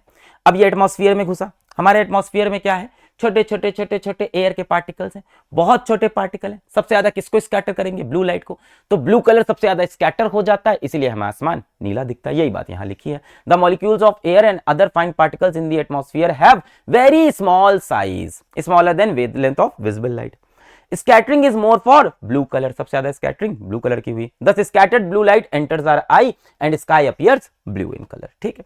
नेक्स्ट है reddening of sun at sunrise and sunset, आपने देखा होगा कि सुबह एकदम 4 बजे कभी देखो तो आसमान थोड़ा सा लाल लाल दिखता है, सूरज भी थोड़ा लाल लाल दिखता है, और शाम को भी देखो, जब शाम में जब सूरज ढलता रहता है शाम में जब देखो बड़ा सुंदर सीन दिखता है, क्रिम्सन कलर टाइप का एक रेडिश कलर दिखता है, वो क्यों होता है समझो बेटा, जब सनसेट हो रहा है या सनराइज हो रहा है, दोनों ही एग्जाम्पल ले लो, उस टाइम लाइट को बहुत लंबा रास्ता ट्रैवल करना होता है, देखो एटमॉस्फेयर में बड़ा लंबा रास्ता ट्रैवल करके आएगा, इतना लंबा रास्ता जब ये ट्रैवल करता है तो ब्लू कलर रास्ते में ही स्कैटर हो जाता है। भाई ब्लू कलर स्कैटर हो रहा था, अभी क्या इस टाइम पे लंबा रास्ता ट्रैवल करके आ रहा है, देख इतना लंबा रास्ता ट्रैवल करके पहुंचा, तो क्या हुआ, ब्लू कलर इधर स्कैटर हो गया, उधर स्कैटर हो गया, इधर स्कैटर हो गया, इधर स्कैटर हो गया, इधर स्कैटर हो गया, यहां आते आते आपके पास आते आते ब्लू कलर खत्म हो जाता है, वायलेट, इंडिगो, ब्लू, ये कलर खत्म हो गए, बचे क्या, ग्रीन, येलो, ऑरेंज, रेड, तो यहां आके क्या बचता है, रेड कलर बचता है, इसलिए हमें सूरज कैसा दिखाई पड़ता है, रेड, है ना।